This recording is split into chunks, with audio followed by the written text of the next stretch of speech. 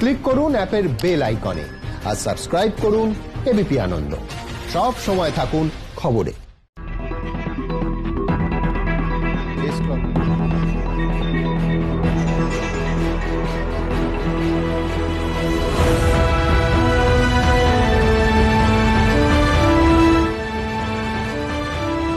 প্রায় 100 বছর আগে পাঁচকড়িদের হত্যাকারী গে নামে উপন্যাস বাংলা একেবারে হইচই ফেলে দিয়েছিল। গত 3 দিন ধরে বঙ্গ রাজনীতিতে জানিয়ে প্রবল হইচই হচ্ছে, তা নিয়ে যদি রহস্য উপন্যাস লেখা হয় তাহলে নাম হতেই পারে অর্জুন সিংকে মারল কে।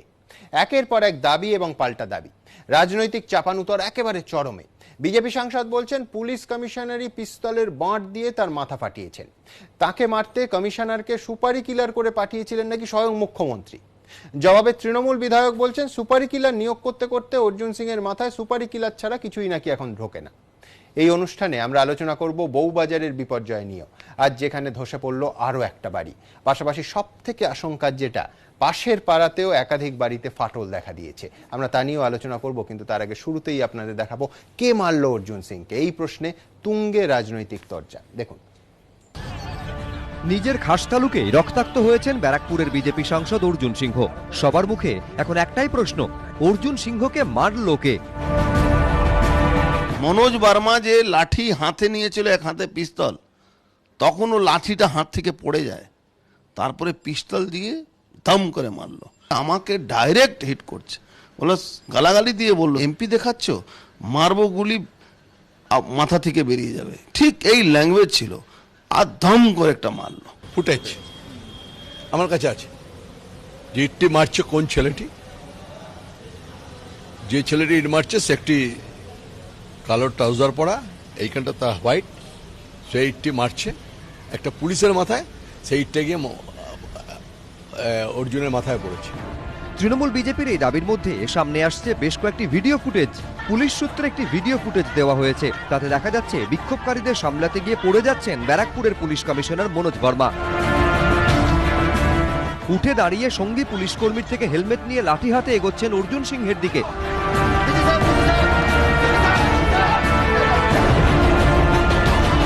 কিন্তু মনোজ বর্মা যখন অর্জুন সিংহ ও তার দলবলের থেকে অনেকটা দূরে রয়েছেন, তখনই দেখা যাচ্ছে বিজেপি সাংসদের মাথায় সাদা কাপড় চাপা দেওয়া। অর্জুন অবশ্য দাবি করছেন পুলিশ কমিশনারের মারেই তার মাথা ফেটেছে। আমার কাছে আইসি জগদ্দল ফোন করে বলা হয় কি রাস্তা অবরোধ হচ্ছে স্যার, একটু বলে দিন যাতে অবরোধগুলো উঠিয়ে নেওয়া হয়। আমি ঠিক আছে, আমি ওদিকে যাচ্ছি থানায় কমপ্লেন করতে, আমি বলে দিচ্ছি। আমি ওখান থেকে যেই পৌঁছেছি সঙ্গে সঙ্গে দেখছি এমএলএ কে ফেলে পেটাতে হচ্ছে। আর যেই আমি ওকে চেঞ্জ করেছি মনোজ বর্মাকে যে আপনি একটা জনপ্রতিনিধিকে এইভাবে মারছেন, সঙ্গে সঙ্গে ও আমার মাথার উপরে হিট করলো। তার মানে আমাকে ডেকে ওখানে এই অপারেশন চালাবার জন্য ও ইউজ করেছিল আইসি জগদ্দলকে। কিষণজিকে খুন করে দিয়েছি, তোকেও মারবো, এই ল্যাঙ্গুয়েজ ইউজ ও আমার সামনে করেছিল। তারপরে আর কোনটা বাকি রইলো, কেউ আমার খুন করার প্রোগ্রামটা করেনি। তৃণমূলের সূত্রে একটি ভিডিও ফুটেজ দেওয়া হয়েছে, যেখানে জটলার মধ্যে অর্জুন সিংহকে দেখা যাচ্ছে। একটু দূরে দাঁড়িয়ে এক তরুণ ইট ছুটছে, আর এই প্রেক্ষাপটেই অর্জুনের পাশে দাঁড়িয়ে পাল্টা ছবি দেখিয়ে আরো একবার পুলিশ কমিশনারকে নিশানা করেছেন মুকুল রায়। সাংসদকে এইভাবে পুলিশ মারতে পারে, ভাবতে পারেন? আপনি ভাবতে পারেন যে ভারতবর্ষে কোন দেশ আছে, কোন রাজ্য আছে যে রাজ্যে পুলিশ কমিশনার তার একটা নির্দিষ্ট পোশাক আছে, সেটাকে বাদ দিয়ে উন্মুক্ত রিভলভার হাতে দৌড়াচ্ছে? কি না খুন করতে হবে। এরই মধ্যে তৃণমূল সূত্রে আরো একটি ফুটেজ দেওয়া হয়েছে, যেখানে দেখা যাচ্ছে একটি বোমা ছোড়া হলো, কিন্তু না ফাটায় মুখে গামছা বেঁধে একজন এসে বোমাটি কুড়িয়ে নিয়ে যাচ্ছে।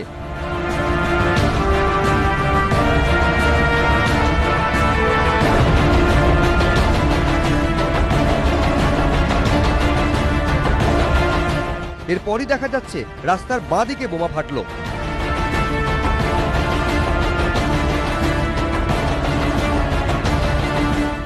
কিছুক্ষণ পর ডান দিকে আরো একটি বোমা ফাটলো। আর ভাটপাড়া কাণ্ড নিয়ে এখন চাপানুতোর তুঙ্গে।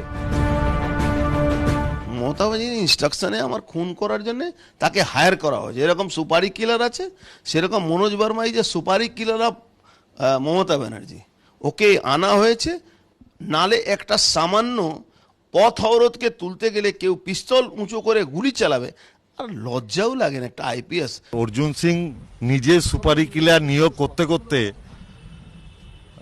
এত মানুষের ক্ষতি করেছেন যে ওনার মাথায় এই সুপারি কিলার শব্দ বাদ দিয়ে আর কোনো শব্দ আসবে না। মমতা ব্যানার্জি কোনো সুপারি কিলার নিয়োগ করে বাংলার বুকে 2011 সালে ক্ষমতায় আসেননি। মানুষকে সাথে নিয়ে গণ আন্দোলন করে হাজার হাজার তৃণমূল কংগ্রেসের কর্মীর রক্তের বিনিময়ে তিনি ক্ষমতায় এসেছিলেন।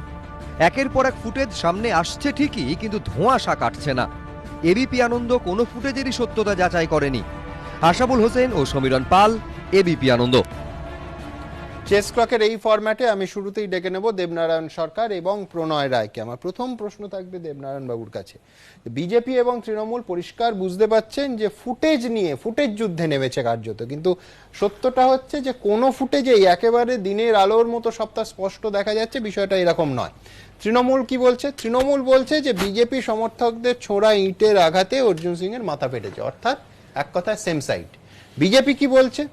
অর্জুন সিং, মুকুল রায়, কৈলাস বিজয়বর্গীয় সবাই বলছে যে অর্জুন সিংকে পরিকল্পনা করে খুনের চক্রান্ত করা হয়। সিপি ব্যারাকপুর মনোজ বর্মা একেবারে ফিল্মি ডায়লগ বলতে বলতে অর্জুন সিংকে আঘাত করে। तुम्हारा जैसा एमपी हमने बहुत देखा है, किशन जी को मारा है, तुम किस खेत के मूली हो, এই সব বলে ইত্যাদি ইত্যাদি। আপনার কথা শুনবো, সময় শুরু দেবনারায়ণ দা। এখন আপনি পাঁচকড়িদের উপন্যাস দিয়ে শুরু করেছিলেন, আমি শেক্সপিয়ারের হেনরি ফোর একেবারে প্রলগ দিয়ে শুরু করছে। শেক্সপিয়ার যেখানে নিজেই বলছেন, rumour is a pipe blown by surmises, conjectures and jealousies. Rumour হচ্ছে গুজব, একটা পাইপ, সেটা বাজানো হয় কিভাবে? তিনটে জিনিস দিয়ে, অনুমান, আন্দাজ এবং প্রতিহিংসা।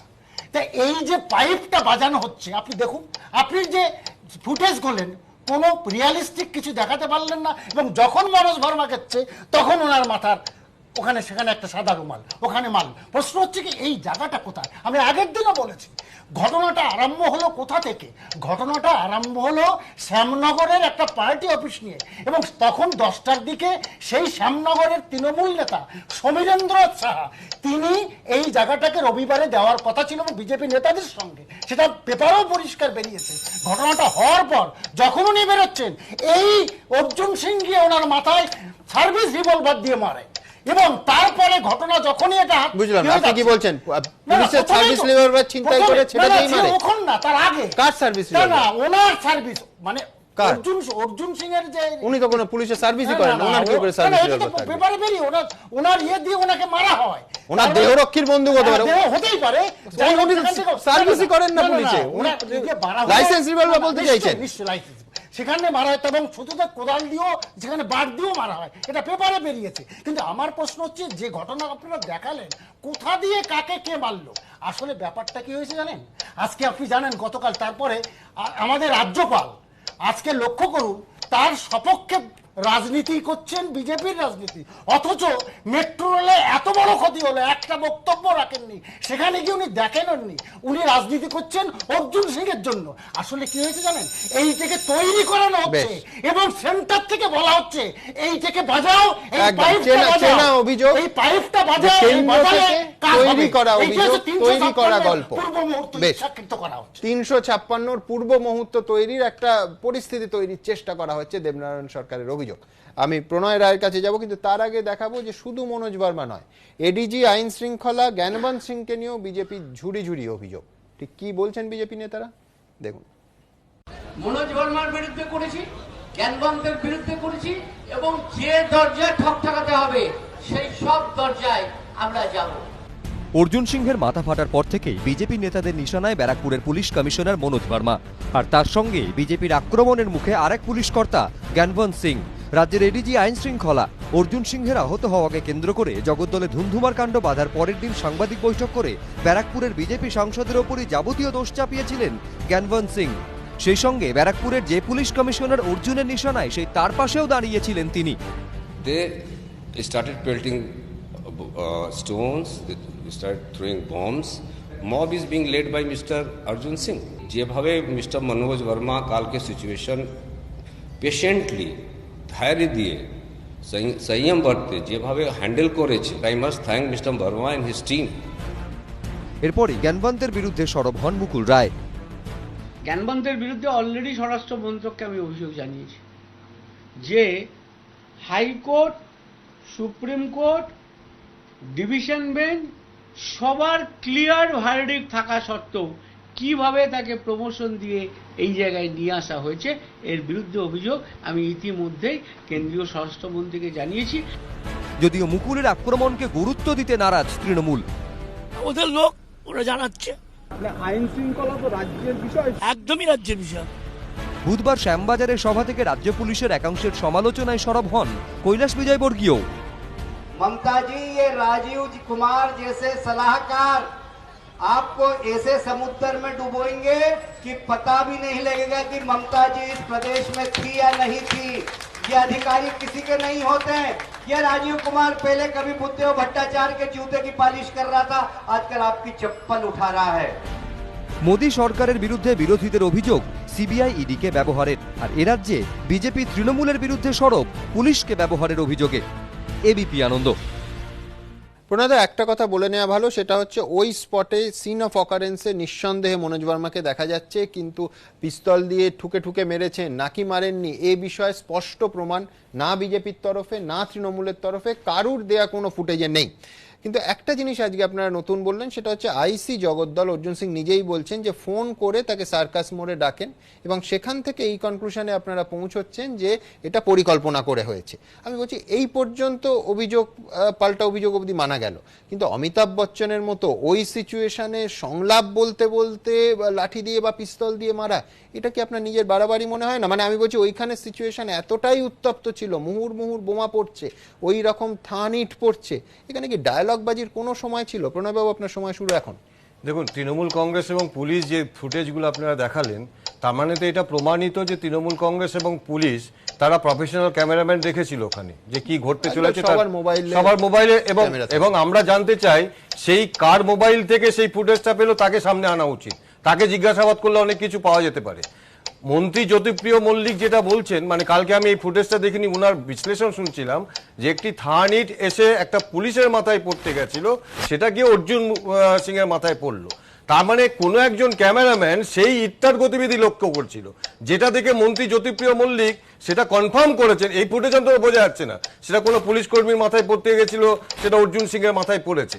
এই যে গল্পগুলো ইনারা দিচ্ছেন, এই গল্পগুলো এবার নতুন নয়। আপনারা জানেন যে যখন এই নাগেরবাজারে বিস্ফোরণ ঘটেছিল, এই জ্যোতিপ্রিয় মল্লিক সেখানে গিয়ে বলেছিল যে ওখানে সব বিজেপি করেছে এই বিস্ফোরণে, যেখানে একটি বাচ্চা ছেলে এবং আরেকজন মারা গেছিল। তারপরে কি দেখা গেল, যে সেখানে দেখা গেল যে বাংলাদেশে জেএমবি বাহিনী তার সাথে যুক্ত আছে।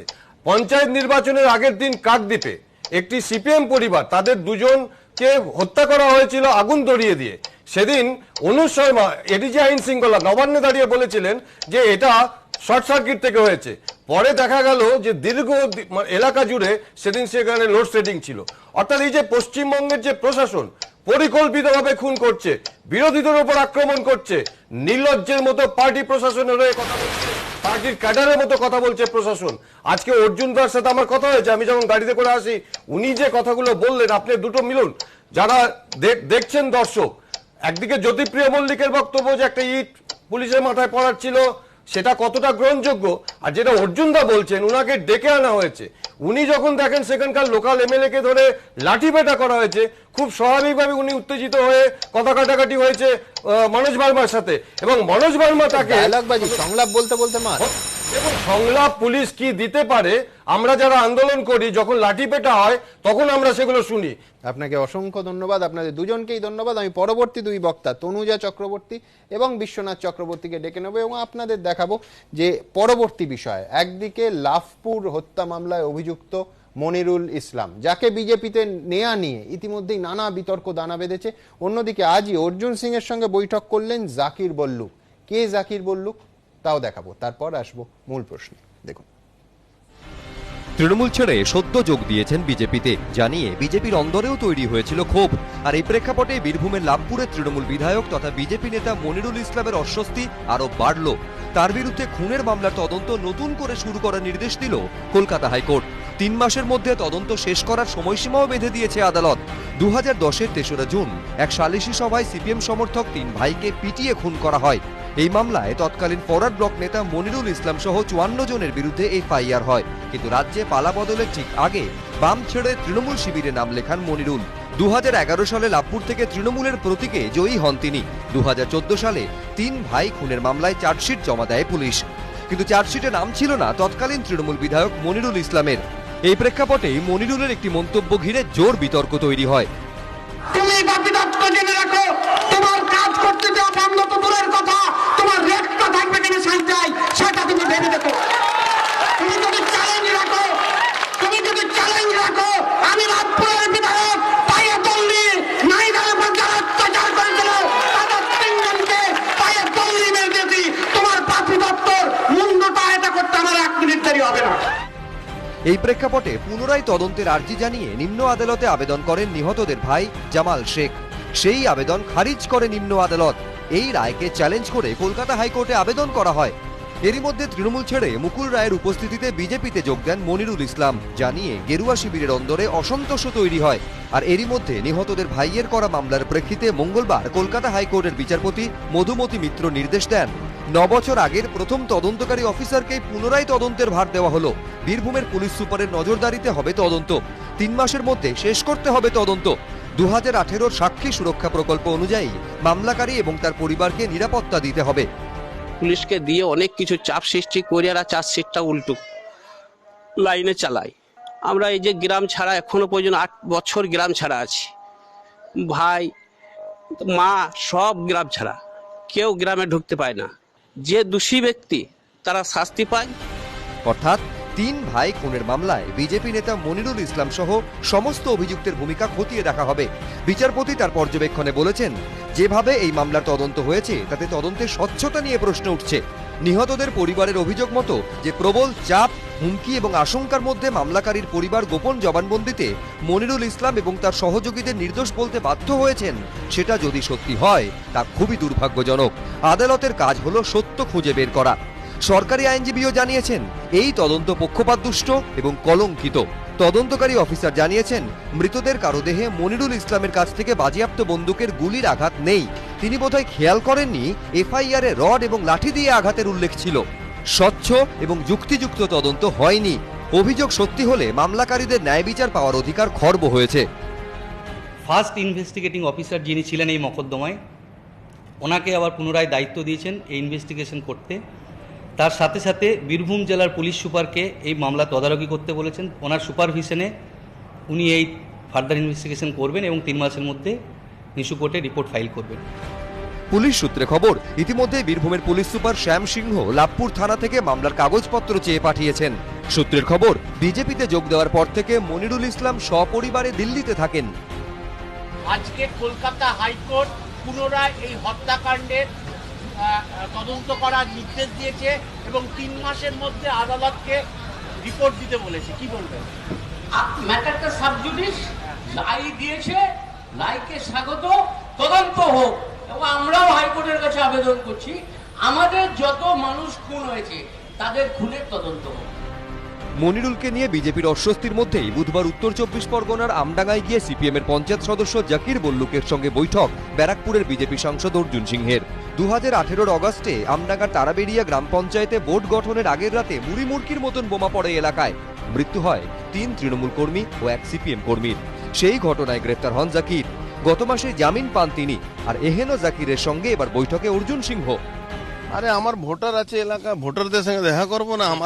আমার মাথা ফেটেছে। আমি সিপিএম এর নির্বাচিত প্রতিনিধি, সে এলাকার এমপি আমার সঙ্গে সাক্ষাৎ করতেই পারে এবং আমারও তার সঙ্গে প্রয়োজন থাকতে পারে। এবং রাজনীতিগতভাবে যোগ দেওয়া ফোক দেওয়ার এইসব কোনো ব্যাপার নেই। দলবদল রাজনীতিতে নতুন কিছু নয়, কিন্তু বহু ক্ষেত্রে তা অস্বস্তিও ডেকে আনে। কিন্তু বহর বাড়ানোর সময় কোনো দলে কি সে কথা মাথায় রাখে? প্রশ্ন রাজনৈতিক বিশেষজ্ঞদের। সৌভিক মজুমদার, সমীরণ পাল ও গোপাল চট্টোপাধ্যায়, এবিপি আনন্দ। আমি বিজেপি নেত্রী তনুজা চক্রবর্তীকে দিয়ে শুরু করব। তুমি যদি এক হচ্ছে দলের দরজা হাট করে খুলে দিয়ে একের পর এক অন্য দল থেকে মানুষজন নেয়াতে, রাজনীতিবিদদের নেয়াতে দলের সম্মান কি আদৌ রক্ষিত হয়? এই প্রশ্ন এই জন্য উঠছে যে আপনি এক্ষুনি বলবেন না জাকির বল্লুক কোনোভাবে বিজেপিতে যোগ দেয়নি, ঠিকই, কিন্তু অর্জুন সিং তার সঙ্গে দেখা করলেন, বৈঠক করলেন কার সঙ্গে? যে সদ্য জেল থেকে ছাড়া পেয়েছেন, অপরাধমূলক একাধিক কাজকর্মের অভিযোগ যার বিরুদ্ধে, এমনকি মার্ডার কেস অব্দি আছে। দ্বিতীয় উদাহরণ মনিরুল ইসলাম, সব থেকে বড় উদাহরণ, লাভপুরের তৃণমূল বিধায়ক, আপনার দলের সঙ্গে দূর দূর সম্পর্ক ছিল না, এর আগে ফরওয়ার্ড ব্লক করতেন, শুধুমাত্র প্রকাশ্যে খুন করার কথা স্বীকারোক্তি করেছেন, এরম আমি অবশ্য কোনো মানুষজন দেখিনি মনিরুল ছাড়া। সেই 3 ভাইয়ের খুনের মামলা আবার কেসটা কলকাতা হাইকোর্টের নির্দেশে রিওপেন করা হলো। আমার আপনার কাছে প্রশ্ন খুব ছোট্ট, সেটা হচ্ছে এই জয়েনিংগুলোতে আদৌ রাজনৈতিক লাভ হয় নাকি পার্টিকে কেন্দ্র করে মানুষের বিভ্রান্তি এবং কিছু হলেও বিতর্কর আননেসেসারিলি পার্টির গায়ে তার আঁচ পড়ে? আপনার সময় শুরু এখন। দেখুন, প্রথম থেকেই আমরা একটা কথাই বলবো, মোদিজির যে কথাটা ছিল অন্যায়ের সঙ্গে কোনো আপোষ না এবং ভ্রষ্টাচারকে আমরা দেশ থেকে বিদায় দিতে চাইছি, এবং মোদিজি সেই লাইনেই চলছে। আমাদের পার্টি পশ্চিমবঙ্গের শাখাও কিন্তু একইভাবে চলছে। মনিরুল ইসলাম যখন মার্ডারটা যদি করে থাকেন, যে কেসটা এখন রিওপেন হলো, 9 বছর আগে ফরওয়ার্ড ব্লকের উনি বিধায়ক ছিলেন, এবং 10 সালে যখন 3রা জুন ভানু শেখ, তারিক শেখ এবং কাসিম যখন মার্ডার হয়েছিলেন, উনি নিজেই বিবৃতি দিয়েছিলেন তার। হ্যাঁ, যদি তাই হয়ে থাকে তখন তাহলে 9 বছর কেন? যখন উনি চেঞ্জ করে তৃণমূলে গেলেন তখন তৃণমূল কেন এটাকে রিওপেন করলেন না? সর্বজিৎ বসু কিন্তু যে এটা দিয়েছিলেন, কিন্তু আমার মনিরুল ইসলামের মতন চার্জশিটে কিন্তু ওনার নামটা ছিল না। এই কারণেই বিজেপি নেতৃত্ব, কেন্দ্রীয় নেতৃত্বের পক্ষে জানা সম্ভব হয়নি উনি দোষী কি। কিন্তু আমাদের যখন তাহলে আবার কেন রিওপেন হলো? তদন্ত যদি আজকে 10 সালেই হয়ে যেত তাহলে আজকে মনিরুল ইসলামকে নিয়ে আমরা কিন্তু এখানে বসতে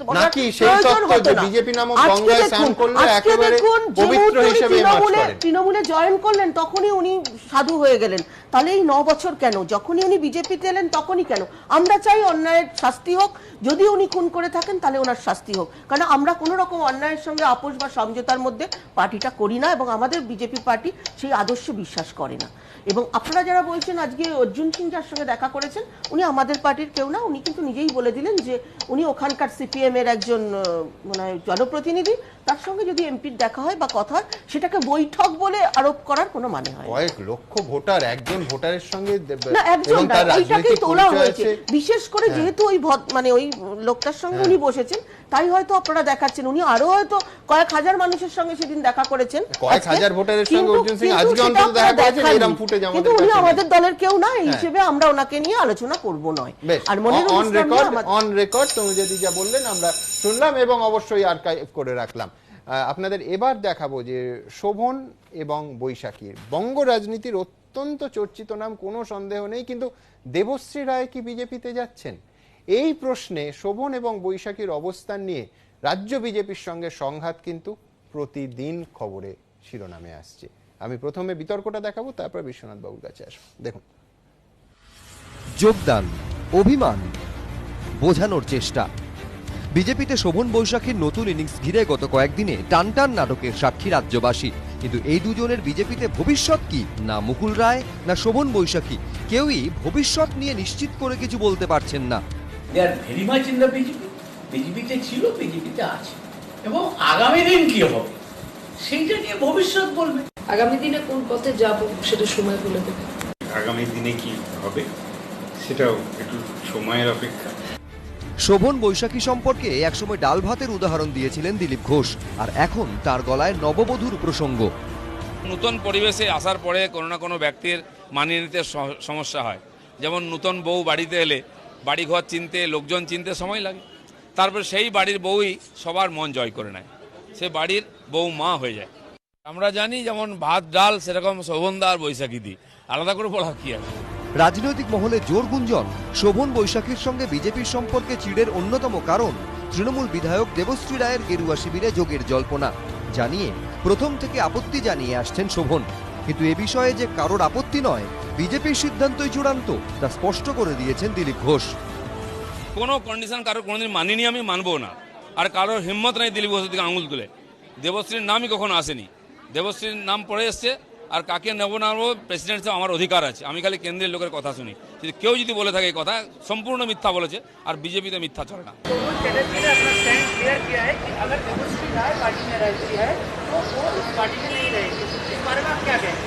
हमें कोई प्रतिक्रिया नहीं करना है, वो सोहन जी के सोचने का विषय है, हमारे सोचने का विषय नहीं।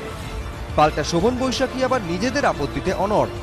দেবশ্রী রায় আমার ফ্যামিলি কনস্টিটিউশনের সঙ্গে যেভাবে জড়িয়ে পড়েছিল, তার পরিপ্রেক্ষিতে তার সঙ্গে দল করা যে আমাদের পক্ষে সম্ভব না, সেটা আমরা সেদিন নাড্ডাজিকে জানিয়ে দিয়েছিলাম। আমরা যখন দিল্লির অফিসে জয়েন করি, আমাদেরকে কেন্দ্রীয় নেতৃত্ব নিজের মুখে শোভন বলতে ভুলে গেলেন, বলেছিলেন যে দেবশ্রী চ্যাপ্টার ইজ ক্লোজড।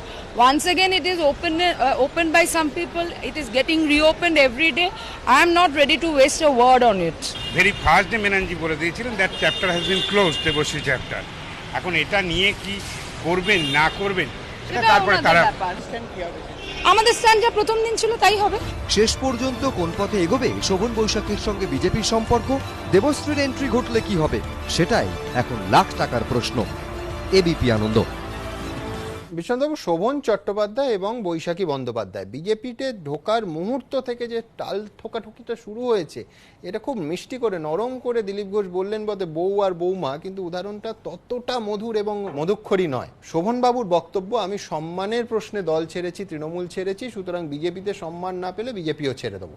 অন্যদিকে দলের বক্তব্য খুব পরিষ্কার যে কাকে দলে নেওয়া হবে এটা রাজ্য নেতৃত্ব ঠিক করবে, কেন্দ্রীয় নেতৃত্ব ঠিক করবে, এখানে কেউ কোনো টার্মস ডিকটেট করতে পারে না। আমি বলছি এক প্রশ্নটা খুব পরিষ্কার, দেবশ্রী রায় যদি যোগ দেন, যে সম্ভাবনা বিভিন্ন মহল থেকে খুব বেশি করে সামনে আসছে, তাহলে তো সেই দিন শোভন এবং বৈশাখী তাদের পূর্ব প্রতিশ্রুতি বা পূর্ব যা কথা বলেছিলেন প্রথম দিন তারা দল ছেড়ে দেবেন, সেটা কি রাজ্য বিজেপির পক্ষে খুব ভালো সংকেত হবে, বা শোভন বৈশাখীর পক্ষেই বা কতটা ভালো হতে পারে? আপনার সময় শুরু এখন। দেখুন, কাশিরাম একেবারে শেষ পর্যায়ে গিয়ে কাশিরামকে কিন্তু শেষ পর্যন্ত মায়াবতীর দ্বারস্থ, মানে মায়াবতী পুরো নিয়ন্ত্রণ করত। মানে মায়াবতী, কাশিরাম, সিমডম, বৈশাখী এবং এর মধ্যে শোভনবাবুর মধ্যে কিন্তু স্পষ্ট ধরা পড়ছে। অর্থাৎ সবকিছুই করতে হবে বৈশাখী বন্দ্যোপাধ্যায়ের মাধ্যমে। মায়াবতী দীর্ঘদিন তার আগে রাজনীতি করে এসেছেন, সেই তুলনায় বৈশাখী দেবী রাজনীতিতে আবারও বলছি একেবারে নতুন। খুব স্পষ্ট করে কিন্তু দিলীপ ঘোষ এবং কৈলাস বিজয়বর্গী জানিয়েছেন যে তারা কোনো মতেই কোনো ধরনের শর্ত সাথে মানে শর্ত মানবেন না, এবং কোন মানে বিজেপি সর্বভারতীয় দল, এটা কিন্তু বৈশাখী বন্দ্যোপাধ্যায় বা শোভনবাবুকে বুঝতে হবে যে এখানে কোনো বার্গেনিং করলাম বা তৃণমূলের যেমন তৃণমূল নেত্রীর সাথে বার্গেনিং করে কোনো একটা জিনিস হাসিল করা যায়, বিজেপির একটা গঠনতন্ত্র আছে, তার একটা ঘরানা আছে, সেই ঘরানা বা তার গঠনতন্ত্র তার রাজনীতির প্রেক্ষিতে কিন্তু ধীরে ধীরে আত্মীকরণ করা প্রয়োজন। বৈশাখী বন্দ্যোপাধ্যায় যেটা করছে যে দ্রুততার সাথে কোনো একটা পথ পেতে চাইছেন। এখন বৈশাখী বন্দ্যোপাধ্যায়কে বুঝতে হবে 21 বছর থেকে শোভনবাবু রাজনীতি করেন, তার রাজনীতির ওয়েটেজ, সেই ওয়েটেজ কিন্তু কোনো মানে বিজেপির পক্ষে শোভনবাবু বৈশাখী বন্দ্যোপাধ্যায়কে দেওয়া সম্ভব নয়। অর্থাৎ বৈশাখী বন্দ্যোপাধ্যায় যদি মনে করেন আমিও শোভনবাবুর মতন সমান মর্যাদা পাবো, এটা কোনো রাজনৈতিক দলের পক্ষে সম্ভব নয়, কারণ তার রাজনীতির কোনো অভিজ্ঞতাই নেই। দ্বিতীয় যেটা, বিজেপিকে কিন্তু ভাবতে হবে যে ড্রয়িং রুমের রাজনীতি নিয়ে তারা থাকবেন, নাকি লক্ষ লক্ষ মানুষের যে ভাবনা চিন্তা, বিকল্প রাজনীতি, তৃণমূলের বিকল্প রাজনীতি, সে নিয়ে তারা রাজনীতিটাকে এগিয়ে নিয়ে যাবেন। যেটা গত কয়েকদিন ধরে হচ্ছে সেটা বেসিক্যালি ড্রয়িং রুমের রাজনীতি, এবং বিজেপি ডিফোকাস হচ্ছে। রাজ্য রাজনীতিতে বিরোধী দল হিসেবে বিজেপি ডিফোকাস হওয়ার কোনো সুযোগ নেই, অথচ বৈশাখী কাণ্ড আসার পর থেকে কিন্তু শোভন বৈশাখীকে কেন্দ্র করে ড্রয়িং রুমের রাজনীতি আমরা দেখতে পাচ্ছি ডিফোকাস ক্রমশ হচ্ছে। খুব স্পষ্ট করে যদি বলা যায় তাহলে কিন্তু আমি বলবো যে শোভনবাবুর কিন্তু রাজনীতির একটা ছেদ হওয়ার সম্ভাবনা আছে। তিনি যদি তাকে ভাবতে হবে তিনি বৈশাখী বন্দ্যোপাধ্যায়ের উপর সম্পূর্ণ নির্ভর করে চলবেন, নাকি যে ব্যক্তি রাজনীতি তিনি করে আসছে, যে রাজনীতির ব্যক্তিত্ব হিসেবে তিনি প্রতিষ্ঠিত, সেই অনুযায়ী চলবেন। আমি কিন্তু বলছি যে প্রবণতা দেখতে পাচ্ছি তাতে কিন্তু শোভনবাবুর রাজনীতির ছেদ পড়বার সম্ভাবনা। আপনাদের সময় শেষ, আপনাদের দুজনকেই অসংখ্য ধন্যবাদ। আমি পরবর্তী দুই বক্তা সোনালী শীল, বউবাজারের ভেঙে পড়া বাড়ির বাসিন্দা, তাকে, এবং পার্থপ্রতিম বিশ্বাস, এই দুজনকে ডেকে নেব এবং আপনাদের দেখাবো যে শ্যাকরাপাড়া লেনে আজকে আরো আমাদের চিন্তিত করে, আশঙ্কিত করে আরেকটা বাড়ি ভেঙে পড়লো, আরেকটা অংশ। রবিবার থেকে শুরু হয়েছিল ধ্বংসলীলা, তারপর থেকে প্রতিদিন ভেঙে পড়ছে একের পর এক বাড়ি। বুধবারও তার ব্যতিক্রম হলো না। সকলের চোখের সামনে হুড়মুড়িয়ে ভেঙে পড়ল বউবাজারের 9 নম্বর শ্যাকরাপাড়া লেনের লাহাবাড়ি। এই মুহূর্তে আমরা দেখতে পেলাম যে ভেঙে পড়ে গেল অনেকটা অংশ। এখানে পরপর যে বাড়িগুলো রয়েছে সেই বাড়িগুলো কিন্তু রীতিমতো বেঁকে রয়েছে। তার মধ্যে যে হলুদ রঙের যে বাড়িটি আমরা দেখতে পাচ্ছি সেই বাড়িটির অবস্থা অত্যন্ত খারাপ। একদিকে ধ্বংসলীলা আর একদিকে তীব্র আতঙ্ক। ছেড়ে আসা বাড়িটার অবস্থা দেখতে গিয়ে সংজ্ঞা হারিয়ে রাস্তায় পড়ে যান এই পাড়ার দীর্ঘদিনের বাসিন্দা উমা গুপ্ত। সকাল সকাল এসে পৌঁছেছিলেন তার বাড়ি কি অবস্থায় রয়েছে সেই খবর নিতে। এসে বাড়ির খবর জানতে পেরে, ধূলিসাৎ হয়ে যাওয়া বাড়ির খবর শুনতে পেয়ে অচৈতন্য হয়ে পড়েন। পুলিশ কর্মীরা তাকে কোনো মতে ধরাধরি করে নিয়ে এসেছেন। শনিবার সন্ধে পর্যন্ত যে পাড়াগুলো গমগম করত মেট্রোর টানেলে বিপত্তির জেরে গত 72 ঘন্টায় সেই পাড়াগুলোই কার্যত উজাড় হওয়ার জোগাড়। ঘটনার প্রথম আঘাত থেকে বেশ কয়েকটা দিন পার হয়ে গিয়েছে। তা সত্ত্বেও এই পাড়াটা, অর্থাৎ যার নাম বউবাজার, যেখানে একসময় কর্মচঞ্চল ছিল, শ্যাকরা পাড়া ছিল, সেই পাড়াগুলো এখন খাঁ খাঁ করছে। এই যখন একটা ভাইব্রেশন হয় তখন সয়েলের একটা নেচার হয়, সেটা অনেক সময় লিকুইফাই করে যায়। এবার যদি লিকুইফাই করে গিয়ে থাকে তাহলে ও কিন্তু চলা শুরু করবে এবং যেখানেই ভয়েড পাবে আলটিমেটলি সেখানটাকে ভরাট করার চেষ্টা করবে। তখনই কি হচ্ছে, আমাদের ফাউন্ডেশনের তলায় যে মাটিটা আছে তার স্টেবিলিটিটা নষ্ট হয়ে যাচ্ছে। সে যদি ফাউন্ডেশনের তলা থেকে সরে যায়, স্বাভাবিকভাবে আমাদের বাড়িটা বসা শুরু হবে। বাড়িগুলোর লাইফ স্প্যান যেগুলোর অলরেডি শেষ, তার ফাউন্ডেশনে যদি কোনো সেটেলমেন্ট হয়, সেই বাড়িটা কিন্তু এই সেটেলমেন্টকে নিতে পারবে না। এই ধ্বংসলীলা কখন বন্ধ হবে কেউ জানেন না। এরই মধ্যে কলকাতা পুরসভার বিল্ডিং বিভাগের ইঞ্জিনিয়ারদের তরফে আশঙ্কা বার্তা দেওয়া হয়েছে যে গোটা পরিস্থিতি নিয়ন্ত্রণে আসতে আরো 2-3 দিন সময় লাগতে পারে। এর মধ্যে আরো বাড়িতে ফাটল ধরতে পারে, পুরনো বাড়ির ফাটল আরো বাড়তে পারে। আমরা আমাদের বিল্ডিং ডিপার্টমেন্টকে বলেছি রেগুলার একটা সার্ভে করতে আর কোনো জায়গায় ফাটল হলো কি না। পুরনো বাড়ি সবই যেগুলো ফাটল ধরে সব ডেমলিশ করতেই হবে। যতক্ষণ না কমার্শিয়াল সার্টিফাই করছে যে এবার ল্যান্ডটা আর বসবে না, তারপরেই ডেমলিশিং এর প্রসেস বা আমাদের পারমিশন এগুলো আমরা দেব। এদিন সকালে বিধানসভায় ঢোকার সময় এলাকার পরিস্থিতি সম্পর্কে ডিসি সেন্ট্রাল সুধীর কুমার নীলকণ্ঠের কাছে জানতে চান মুখ্যমন্ত্রী মমতা বন্দ্যোপাধ্যায়। সূত্রের খবর, মুখ্যমন্ত্রীর প্রশ্নের জবাবে ডিসি সেন্ট্রাল বলেন 20টি বাড়ি বিপজ্জনক অবস্থায় রয়েছে। তখন মুখ্যমন্ত্রী নির্দেশ দেন ভেতরে যা জিনিসপত্র আছে তা যেন সঠিকভাবে সরিয়ে আনা হয়। বুধবার দুপুরে কংগ্রেসের লোকসভার দলনেতা অধীর চৌধুরী বউবাজারের ক্ষতিগ্রস্ত এলাকা পরিদর্শন করেন। যখন সার্ভে হয়েছিল তখন যেটা মনে করা হয়েছিল হয়তো এমন কিছু আনফোরসিন যা তখন বোঝা যায়নি বা যখন দেখা যায়নি, তা এখন দেখতে হচ্ছে, বুঝতে হচ্ছে। যেভাবে এখানে জল ঢুকছে সেখানে গ্রাউটিং করে সামাল দেওয়া যাচ্ছে না, একের পর এক এলাকা খালি করাতে হচ্ছে। এটাও জানা নাই যে আরও কত এলাকা খালি করাতে হবে। দুর্গা পিটুরি লেন এবং শ্যাকরাপাড়া লেনে একের পর এক বাড়ি ভেঙে পড়ছে। পাশের পাড়াগুলিতেও এই আতঙ্ক ছড়িয়েছে। কিভাবে তা বন্ধ করা যাবে, এটাই এখন সবচেয়ে বড় চ্যালেঞ্জ মেট্রো কর্তৃপক্ষের কাছে। অর্ণব মুখোপাধ্যায়, সন্দীপ সরকার ও ঋত্বিক মণ্ডল, এবিপি আনন্দ, কলকাতা। আমি সোনালী শীলের কাছে আগে যাব। আপনাদের নিজেদের 4তলা বাড়ি, কার্যত বাড়িটা গুঁড়িয়ে গেল। আমি জানি না এর কোনো রকমভাবে ক্ষতিপূরণ, কম্পেনসেশন প্যাকেজ যেসব বলা হচ্ছে তার কোনো ক্ষতিপূরণ হয় কিনা, এবং সব থেকে ব্যক্তিগত ক্ষতির জায়গা বোধহয় আপনাদের 22শে জানুয়ারি বাড়িতে একটি বিয়ে ছিল। নিঃসন্দেহে বাঙালি মধ্যবিত্ত পরিবারের আগে থেকে কেনা কাটা গয়নাগাটি সমস্ত হয়ে থাকে। আমি জানি না কোনোটা বের করা গেছে কিনা।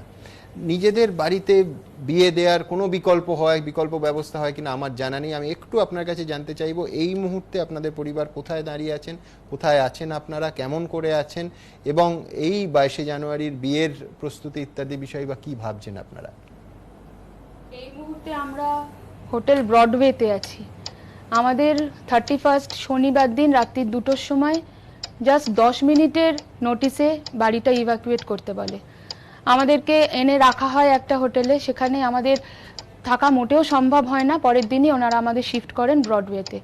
আপাতত আমি, আমার হাজব্যান্ড, আমার মেয়ে ব্রডওয়ে হোটেলে আছি, আর আমার বৃদ্ধ অসুস্থ শাশুড়িকে আমার একজন আত্মীয়র বাড়িতে রাখা হয়েছে, কারণ উনি এইভাবে সহ্য করতেই পারবেন না। উনি এত কিছু মানে সহ্য করার বাইরে ওনার পক্ষে।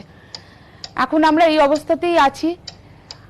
আর বাড়িটা তো দিনে দিনে গ্র্যাজুয়ালি দেখছি ভেঙে যাচ্ছে। কালকে লাস্ট পোর্শনটা ভেঙে পড়ে গেল 12টা 10।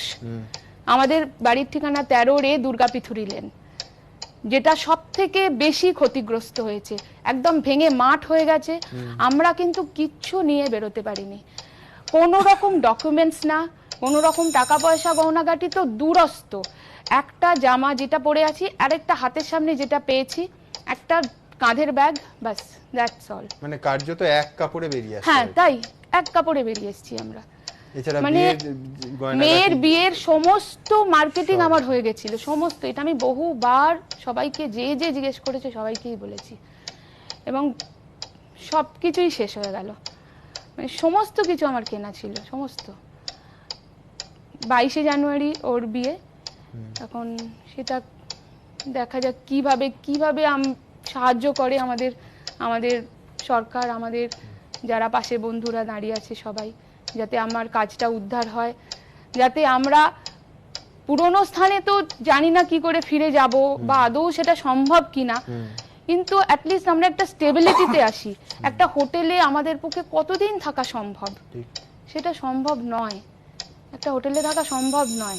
এই পর্যায়ে আমার একটা শেষ প্রশ্ন থাকবে, সেটা হচ্ছে মুখ্যমন্ত্রী কালকে বলছেন একটা নির্দিষ্ট সময় দেয়া হবে, সেখানে খুব অল্প সময়ের মধ্যে সেখান থেকে জিনিসপত্র বের করে নেয়ার। আপনার বাড়ির কন্ডিশন কি আদৌ সেখানে কাছাকাছি? আমার বাড়ি নেই, আমার বাড়িটা পুরো ধ্বংসস্তূপ হয়ে গেছে, সেখানে ঢোকা বেরোনোর তো কোনো প্রশ্নই ওঠে না, না দরজা না জানলা না কিছু, সেখানে তো কোনো ঢোকাও নেই বেরোনোও নেই। সেখানে শুধু স্তূপের ওপর কেউ যদি গিয়ে কিছু জিনিস উদ্ধার করে আনতে পারে সেটা হতে পারে, কোনো ঢোকা বেরোনোর কোনো ব্যাপার নেই। মেট্রো রেল কর্তৃপক্ষ বা রাজ্য সরকারের ওপর যা প্রতিশ্রুতি তারা দিয়েছেন সেটা ভরসা রাখছেন? আমি খুবই ভরসা রাখছি, খুবই ভরসা রাখছি, কারণ ভরসা রাখা ছাড়া আমার আর উপায় নেই। এই ভরসাটাই আমার সম্বল, এই সম্বলটা নিয়েই আমরা হোটেলের ওই একটা রুমে দিনের পর দিন কাটিয়ে যাচ্ছি, যেখানে আমাদের অভ্যেস হচ্ছে যে খোলামেলা বাড়িতে থাকা। মানে আমাদের পুরনো দিনের বাড়ি এবং রেনোভেশন আমরা করেছি 1 বছর ধরে, প্রচুর টাকা খরচা করে। মানে থামোলা আমাদের বিশাল বড় বাড়ি, যেখানে আমরা নিঃশ্বাস নিতে খোলা হাওয়াতে, সেখানে আমাদের একটা রুমে থাকতে হচ্ছে। এটা যে কি কষ্টকর আর কি মানসিক কষ্ট, শুধু শারীরিক কষ্ট থেকে মানসিক কষ্টটা সব থেকে বেশি। মানে এটা আমি কারোকে বলে বোঝাতে পারবো না। আর সেই বাড়ি তো আমি আর ফিরে পাবো না, কিন্তু অন্তত যদি আমাদের একটা স্টেবিলিটি হয়, আমার হাজবেন্ডের কারখানাও ওখানে, মানে আমাদের রুজি রোজগারটুকু ওখান থেকেই আসে।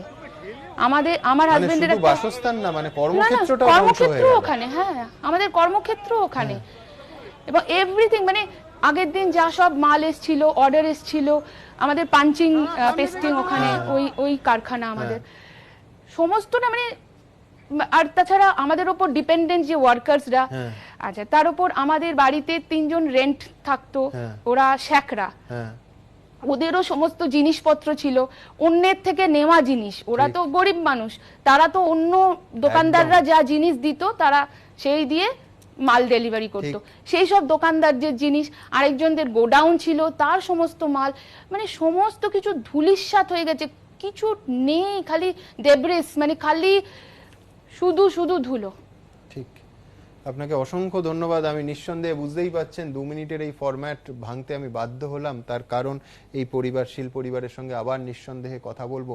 একটা কথাই বারবার মনে হচ্ছিল যে বাড়ি ধূলিসাৎ হয়েছে এমনটা না, আসলে বহু মানুষের স্বপ্নটা ধূলিসাৎ হয়ে গেছে। তারা এই মুহূর্তে মাথার ওপর ছাদটুকু নেই, কোথায় গিয়ে দাঁড়াবেন জানা নেই, এবং শীল পরিবারের মতো সামাজিক অনুষ্ঠান, মেয়ের বিয়ের মতো অনুষ্ঠান যখন সামনে, সত্যি সত্যি বোধহয় সান্ত্বনা দেওয়ার ভাষাও আমাদের থাকে না। আমি পার্থবাবুর কাছে যাব, তার আগে দেখব যেটা আমাদের উদ্বেগ এবং চিন্তা আরও বাড়িয়েছে, সেটা হচ্ছে এই পাড়ার পাশে গৌড়দে লেন, সেখানেও আজকে ফাটল দেখা দিচ্ছে এবং আশঙ্কা যে এই গৌড়দে লেনের কিছু বাড়িও ভেঙে পড়বে না। তো দেখুন, তোমার ডাকছি, একবার আসছে, একটুখানি করে দিচ্ছে, চলে যাচ্ছে। এতগুলো জীবন প্রাণ আমরা হাতে নিয়ে থাকছি, আমরা গরিব মানুষ, কোথায় যাব আপনারা বলুন।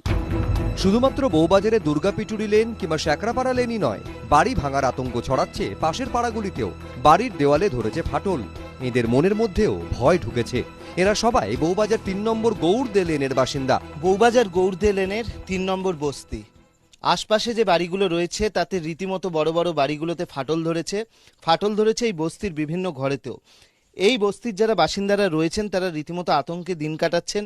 এক তো তাদের বাড়িতে ফাটল ধরেছে, দ্বিতীয়ত পাশে যে বড় বড় বাড়িগুলো রয়েছে তাতেও ফাটল ধরেছে এবং সেই বাড়ি যে কোনো মুহূর্তে ভেঙে পড়তে পারে এরকম আশঙ্কা করছেন। পুরনো ঘিঞ্জি এলাকা, গা ঘেঁষাঘেঁষি করে দাঁড়িয়ে আছে ছোট বড় বাড়ি। মেট্রোর টানেলে বিপত্তির জেরে বিপর্যয়ের আতঙ্ক গ্রাস করেছে সেখানকার বাসিন্দাদেরও। উপরে যে বিল্ডিংটা আছে ওটা যদি কোনো সময় কোনো একটা প্রবলেম হয়ে যায়, যদি পড়ে, তাহলে তো আমরা টোটালি স্ম্যাশ। একে ভয়, তার উপর মেট্রো কর্মীদের কাজকর্ম নিয়েও বিস্তর অসন্তোষ তৈরি হয়েছে এখানকার বাসিন্দাদের মধ্যে। যেমন গৌড়দে লেনের বাসিন্দা তপন কুমার জানা, বাড়ির দেওয়ালে বড় ফাটল ধরা পড়ার পর কেএমআরসিএল এর কর্মীরা ক্র্যাক মিটার বসিয়ে গেছে, কিন্তু সেটায় নজর রাখবে কে?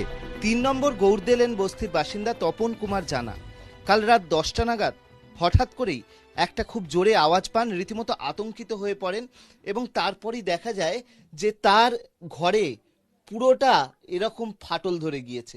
বিকট একটা শব্দ হলো, তারপরে আমি খেতে বসে উঠলাম, এদিকে ওদিকে তাকাতে দেখি চতুর্দিকে ফেটে গেছে। তার বাদে সব মানে এই সাকরাপাড়া লেনে ওসিরা সব ছিলেন, ওনারাও সব ছুটে এলেন, ছুটে এসে দেখলেন, দিলে ওনারা সব রিপোর্ট নিয়ে বললেন যে তুমি কন্ট্রোল রুমে যাও। সঙ্গে সঙ্গে কন্ট্রোল রুমে যাওয়ার পরে মেট্রো রেলের লোকরা সব এলো, এসে মিটার বসিয়েছে। মিটার বসানোর পরে বললো যে আজকে রাত্রে আপনি এখানে ঘুমাবেন না, কালকে সকালে আপনার ব্যবস্থা করো, কিন্তু এখনো পর্যন্ত আর মেট্রো রেল থেকে কেউ আসেনি। রবিবার মূল বিপর্যয় ঘটেছিল দুর্গাপিটুরি লেন এবং শ্যাকরাপাড়া লেনে। সেখান থেকে কিভাবে এই বিপত্তি ছড়িয়ে পড়লো আশপাশের এলাকায়? যখন একটা ভাইব্রেশন হয় তখন সয়েলের একটা নেচার হয়, সেটা অনেক সময় লিকুইফাই করে যায়। এবার যদি লিকুইফাই করে গিয়ে থাকে তাহলে ও কিন্তু চলা শুরু করবে এবং যেখানেই ভয়েড পাবে আলটিমেটলি সেখানটাকে ভরাট করার চেষ্টা করবে। যেমন আমরা জানি বাইরে যদি কোনো জায়গা থেকে আমরা জল তুলে নিই তাহলে আশেপাশের জল সেখানে চলে আসে, তেমনি সয়েল চলে আসতে পারে, স্যান্ড চলে আসতে পারে যদি ওটা লিকুইফাই করে যায়। এবং সেটা যদি আলটিমেটলি আসতে শুরু করে, সেইটা যতক্ষণ না রদ করা যাচ্ছে টোটালি এই চলাফেরাটা, তখনই কি হচ্ছে, আমাদের ফাউন্ডেশনের তলায় যে মাটিটা আছে তার স্টেবিলিটিটা নষ্ট হয়ে যাচ্ছে। সে যদি ফাউন্ডেশনের তলা থেকে সরে যায়, স্বাভাবিকভাবেই আমাদের বাড়িটা বসা শুরু হবে। বুধবার এলাকার অবস্থা খতিয়ে দেখতে ওড়ানো হয় ড্রোন। বউবাজারে ভেঙে পড়া বহুতল বাড়ি এবং ফাটল ধরা বহুতল বাড়িগুলির ঠিক সঠিক চিত্রটা কি সেটা জানার জন্যই কলকাতা পুলিশের তরফ থেকে ড্রোন ওড়ানো হয়েছে এবং সেই ড্রোনের সাহায্যে দেখার কাজ চলছে যে যে বাড়িগুলি বিপজ্জনক অবস্থায় রয়েছে সেই বাড়িগুলি ঠিক অবস্থানটা কি। এরই মধ্যে ক্ষতিগ্রস্ত এলাকা পরিদর্শন করেন বাইরে থেকে আসা বিশেষজ্ঞরা। তাদের মধ্যে রয়েছেন জার্মানির সুড়ঙ্গ বিশেষজ্ঞ জে ব্রিজ ক্রিস্টোফার, সিঙ্গাপুরের মাটি বিশেষজ্ঞ জন এন্ডিকট এবং চেন্নাইয়ের মাটি বিশেষজ্ঞ পিচু মানি। গোটা পরিস্থিতি খতিয়ে দেখার পর আশঙ্কার কথা শোনা গেছে তাদের মুখেও। It's quite evident to any person who goes there that several buildings have already collapsed, and some buildings have partially collapsed. And when a building is partially collapsed, there's the risk that it will continue to fall down. So it's an unsafe area for anybody to enter, whether it's a policeman, a workman or the public. So it's an appropriate precaution to cordon off the whole area. বৃহস্পতিবার KMRCL এর board meeting. রাজ্য সরকারের তরফে দেওয়া প্রস্তাব ও পরিকল্পনা নিয়ে সেখানে আলোচনা করা হবে। সেখানে রাজ্য সরকারের তরফে প্রতিনিধিত্ব করবেন পরিবহন সচিব। এসবের মধ্যেই চরম আতঙ্কে স্থানীয় বাসিন্দারা। দুর্গাপিটুরি লেন আর শ্যাকরাপাড়া লেনের কি হাল হয়েছে এরা তা চাক্ষুষ করেছেন, তাই নিজেদের ভবিষ্যৎ নিয়েও এখন চরম অনিশ্চয়তায় এই মানুষগুলো। অর্ণব মুখোপাধ্যায় ও ঋত্বিক মণ্ডল, এবিপি আনন্দ, কলকাতা। পার্থক্য দুটো প্রশ্ন আছে। এক হচ্ছে বর্ষাকাল চলছে, ভারী বৃষ্টির সম্ভাবনা এখনো রয়েছে, এমনিতেই পুরনো বাড়ি সেটা বৃষ্টির পর তার ভিত ইত্যাদি দুর্বল হয়ে যায়, সেখানে বউবাজার এলাকায় কি হতে পারে যেখানে পাশের পাড়াতেও এই আশঙ্কা, এবং তার যা বাস্তব ছবি ফাটল ইত্যাদি সেগুলো ছড়াচ্ছে। এবং দুই হচ্ছে সোনালিদি যেরকম বলছিলেন না, মারাত্মক যেটা 10 মিনিট সময় দেওয়া হচ্ছে বাড়ি থেকে বেরিয়ে যেতে, মানে কার্যত এক বস্তে প্রাণ হাতে করে নিয়ে এতগুলো মানুষ বাইরে বেরিয়ে গেলেন। আমি বলছি এত পরীক্ষা নিরীক্ষা, এত সয়েল টেস্ট, তারপরে কেন 2 ঘন্টা 3 ঘন্টা বা 2-3 দিন সময় দেওয়া যাচ্ছে না? যে আগে থেকে কেন বোঝা গেল না যে বিপজ্জনক হয়ে যাচ্ছে? আজকের প্রযুক্তি তো যথেষ্ট উন্নত, আপনার সময় শুরু এখন। একদমই তাই। প্রথম বোঝা উচিত যে কলকাতার মতো অ্যালুভিয়াল সয়েলে টিবিএম মেশিন এর আগে কখনো অপারেট করা হয়নি। ফলে এখানে যে প্রথম পয়েন্ট, যে টিবিএম মেশিন এই সয়েলে অপারেট করার আগে যথেষ্ট চিন্তা ভাবনা করা উচিত ছিল, অ্যাটলিস্ট যে অ্যালাইনমেন্ট বরাবর আসলে মাটিটা খোঁড়া হচ্ছে, টানেলের মেশিন যাচ্ছে। আনফর্চুনেটলি আমি দেখলাম কেএমআরসিএল স্বীকার করতে বাধ্য হয়েছেন যে এই টিবিএম যখন মুভ করছে বউবাজারের এই কাছাকাছি জায়গায় গিয়ে তারা একটা অ্যাকুইফারে ধাক্কা মারে, জলস্তর বালি সমেত যেখানে ছিল। এখানে প্রথম প্রশ্ন আসবে যে কলকাতার শহরে এরকম একটা জলস্তরের অস্তিত্ব, এটা মোটেই সারপ্রাইজিং নয়। এবং পুরনো কলকাতার নথি, আমার কথা হচ্ছে এই ধরনের বড় প্রজেক্টের সময় একটা শহরের ইতিহাস, ভূগোল, প্রযুক্তি সব মিলিয়েই একটা প্রজেক্ট রিপোর্ট তৈরি হয়। এবং জিওটেকনিক্যাল ইনভেস্টিগেশন এন্ড জিওফিজিক্যাল ইনভেস্টিগেশনে এই ওয়াটার বডির এক্সিস্টেন্স পাওয়া উচিত। আমি সোমবার বলছিলাম এই এলাকার প্রত্যেক মানুষ বলবেন আমাদের ছোটবেলায় চাপাকল ব্যবহার হতো বউবাজার এলাকায়, তার মানে জলস্তর খুব ওইখানে ছিল ওয়াটার পকেটসগুলো। এবার এইটা তারা ধরতে পারলেন না এবং যার মধ্যে দিয়ে এই বিপর্যয় নেমে আসলো। এবং এখন এই বিপর্যয়টা আসলে কোন অব্দি এক্সটেন্ড করবে এটা নিয়ে আতঙ্ক। আমি বলবো যে যেহেতু মাটিটা ভেঙে গেছে এবং যতক্ষণ না এই মাড ফ্লোটা অ্যারেস্ট করতে পারছে ততক্ষণ পর্যন্ত এই অ্যাডজয়নিং এরিয়া ধরে এই গ্রাউন্ড সেটেলমেন্ট চলবে। ফলে আমি শুনলাম যে প্রায় ইস্টবেঙ্গল মোহনবাগান মাঠের মতো ব্যাপ্তি তলায় ওই যে ওয়াটার বডিটা যেটা ছিল অ্যাকুইফার লেভেল, ফলে ওই বড় ক্যাচমেন্ট এরিয়ার মধ্যে শুধু টানেলের আশেপাশে নয়, ওই বড় ক্যাচমেন্ট এরিয়ার মধ্যেও যারা আছে সেই বাড়িগুলোতেও সেটেলমেন্টের সম্ভাবনা থাকছে, যদিও বেশি সম্ভাবনা থাকছে টানেলের আশেপাশে। এবং এখানে আমি বলছি যে ইম্পর্টেন্ট পার্ট যে যদি স্টেবিলাইজ করার ওরা চেষ্টা করছেন ঠিকই, কিন্তু এখন তো আমি বললাম কাজ আগে ভেবে করা উচিত ছিল, মানে পরে ভাবাটা অনেক বেশি বলবো যে কস্টলি হয়ে যায়। এবং আমার ধারণা স্বাধীনতার পর এত বড় costly project in terms of অ্যাগনি, anxiety এবং যে পরিমাণ বাড়ি ক্ষতিগ্রস্ত হচ্ছে, মোর দ্যান 80% বাড়ি আর কিন্তু ফেরানো যাবে না। আমি বলছি যে পুনর্নির্মাণে যেতে হবে। এবং সবচেয়ে বিপজ্জনক যিনি এক্সপার্ট বললেন যে ইতিমধ্যে ক্র্যাক শুরু হয়েছে। আমি ওই এলাকায় গেছিলাম, যে রাতের ক্র্যাক হচ্ছে কিনা লোকে রাতে উঠে দেখছে, ভোরে উঠে দেখছে ক্র্যাক কিভাবে প্রপাগেট করছে। আমি বলছি এইরকম একটা অবস্থায় যে বাড়িগুলোতে ক্র্যাক শুরু হয়েছে তার স্ট্রেনথেনিং ভেরি ডিফিকাল্ট, কারণ 200-250 বছরের পুরনো বাড়ি। প্র্যাকটিক্যালি ক্র্যাক আসছে যে বাড়িগুলো বেশিরভাগই আপনাকে ফেলে দিতে হবে। আমি বলছি এরকম একটা বিপজ্জনক জায়গায় যখন আমরা গেলাম এরকম একটা প্রেস্টিজিয়াস প্রজেক্ট করতে গিয়ে এবং এত কোটি টাকার, আমাদের অনেক ভাবা উচিত ছিল। এবং আমি বলছি যে এই ভাবনা আমি বললাম আমি প্রত্যাশার বাইরের ভাবনা না, প্রত্যাশিত ভাবনাই ছিল। এবং এটা আমি বলবো খুব আনফরচুনেট ঘটনা হলো কলকাতার, আমি বলবো কারিগরি এবং প্রযুক্তির ইতিহাস যদি আমরা বলি, এটা খুব আনফরচুনেট একটা জায়গা। আপনাদের দুজনকেই অসংখ্য ধন্যবাদ। আমি সোমবার থেকেই যেটা বলে আসছি যে যাবতীয় রাজনৈতিক বিতর্ক ইত্যাদির মাঝে আমাদের মনে হয়েছে যে সাধারণ মানুষের এই ক্ষতির জায়গাটা বোধহয় সব থেকে বড়, এবং এই নিয়ে আমাদের এই পর্বের আলোচনা নিঃসন্দেহে চলবে। আমি জানি রসিকতার সময় এটা নয়, কিন্তু কি করব, এখন সময় আমাদের রাজনৈতিক ব্যঙ্গচিত্রের টিভি আঙ্গিকে। সুপ্রিম কোর্টেও রেহাই মিলল না পি চিদম্বরমের। আগামী কাল পর্যন্ত তাকে থাকতেই হচ্ছে সিবিআই হেফাজতে। আর অন্যদিকে সিবিআই চাইছে হেফাজতে নয়, তিহার জেলেই পাঠানো হোক দেশের প্রাক্তন কেন্দ্রীয় অর্থমন্ত্রী এবং স্বরাষ্ট্রমন্ত্রীকে। কংগ্রেসের অভিযোগ যে পুরো বিষয়টাই আসলে প্রতিহিংসা। চিদম্বরম যখন স্বরাষ্ট্রমন্ত্রী তখন 2010 সালে সেই অমিত শাহকে গ্রেফতারির প্রতিশোধ নিতেই নাকি চিদম্বরমকে গ্রেফতার করিয়েছে মোদী সরকার। এই চাপানুতার নিয়েই আমাদের আজকের রাজনৈতিক ব্যঙ্গচিত্র। দেখুন, হাসুন, তবে বেশি সিরিয়াসলি নিয়ে আবার কেস দেবেন না প্লিজ। দেখুন, কেস দেবেন না প্লিজ।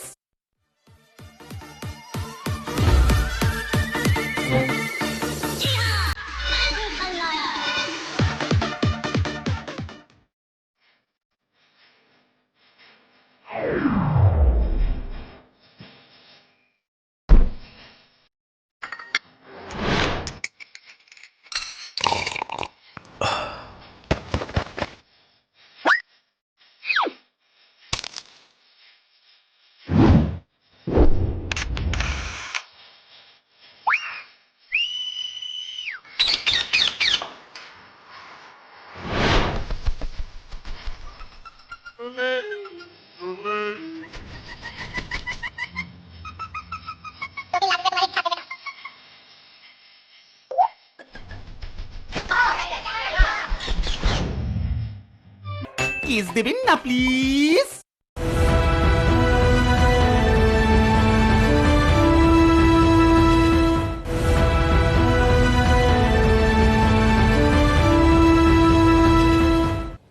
এই বিরতিতে আমরা শীল পরিবারের ছবি দেখছিলাম। একেবারে 1 বছর আগে রিনোভেট করা ঝকঝকে একটি বাড়ি, সেটি এই মুহূর্তে কার্যত সেখানে ধুলো ছাড়া কিছুই নেই। আক্ষরিক অর্থে ধূলিসাৎ হয়েছে সেই বাড়ি। আমি বলছিলাম শুধু বাড়ি ধূলিসাৎ হয়নি, হয়েছে বহু মানুষের স্বপ্ন। আজকেও কিছু সময়ের জন্য প্রশাসনের নির্দেশে মানুষ গিয়ে তার সব থেকে প্রিয় সামগ্রী, গুরুত্বপূর্ণ সামগ্রী নিয়ে আসার চেষ্টা করেছেন। কেউ ইষ্ট দেবতাকে নিয়ে এসেছেন, কেউ অন্য কিছুর সন্ধান করেছেন। বেশিরভাগ মানুষ যা খুঁজছেন ধ্বংসস্তূপে তা পাননি।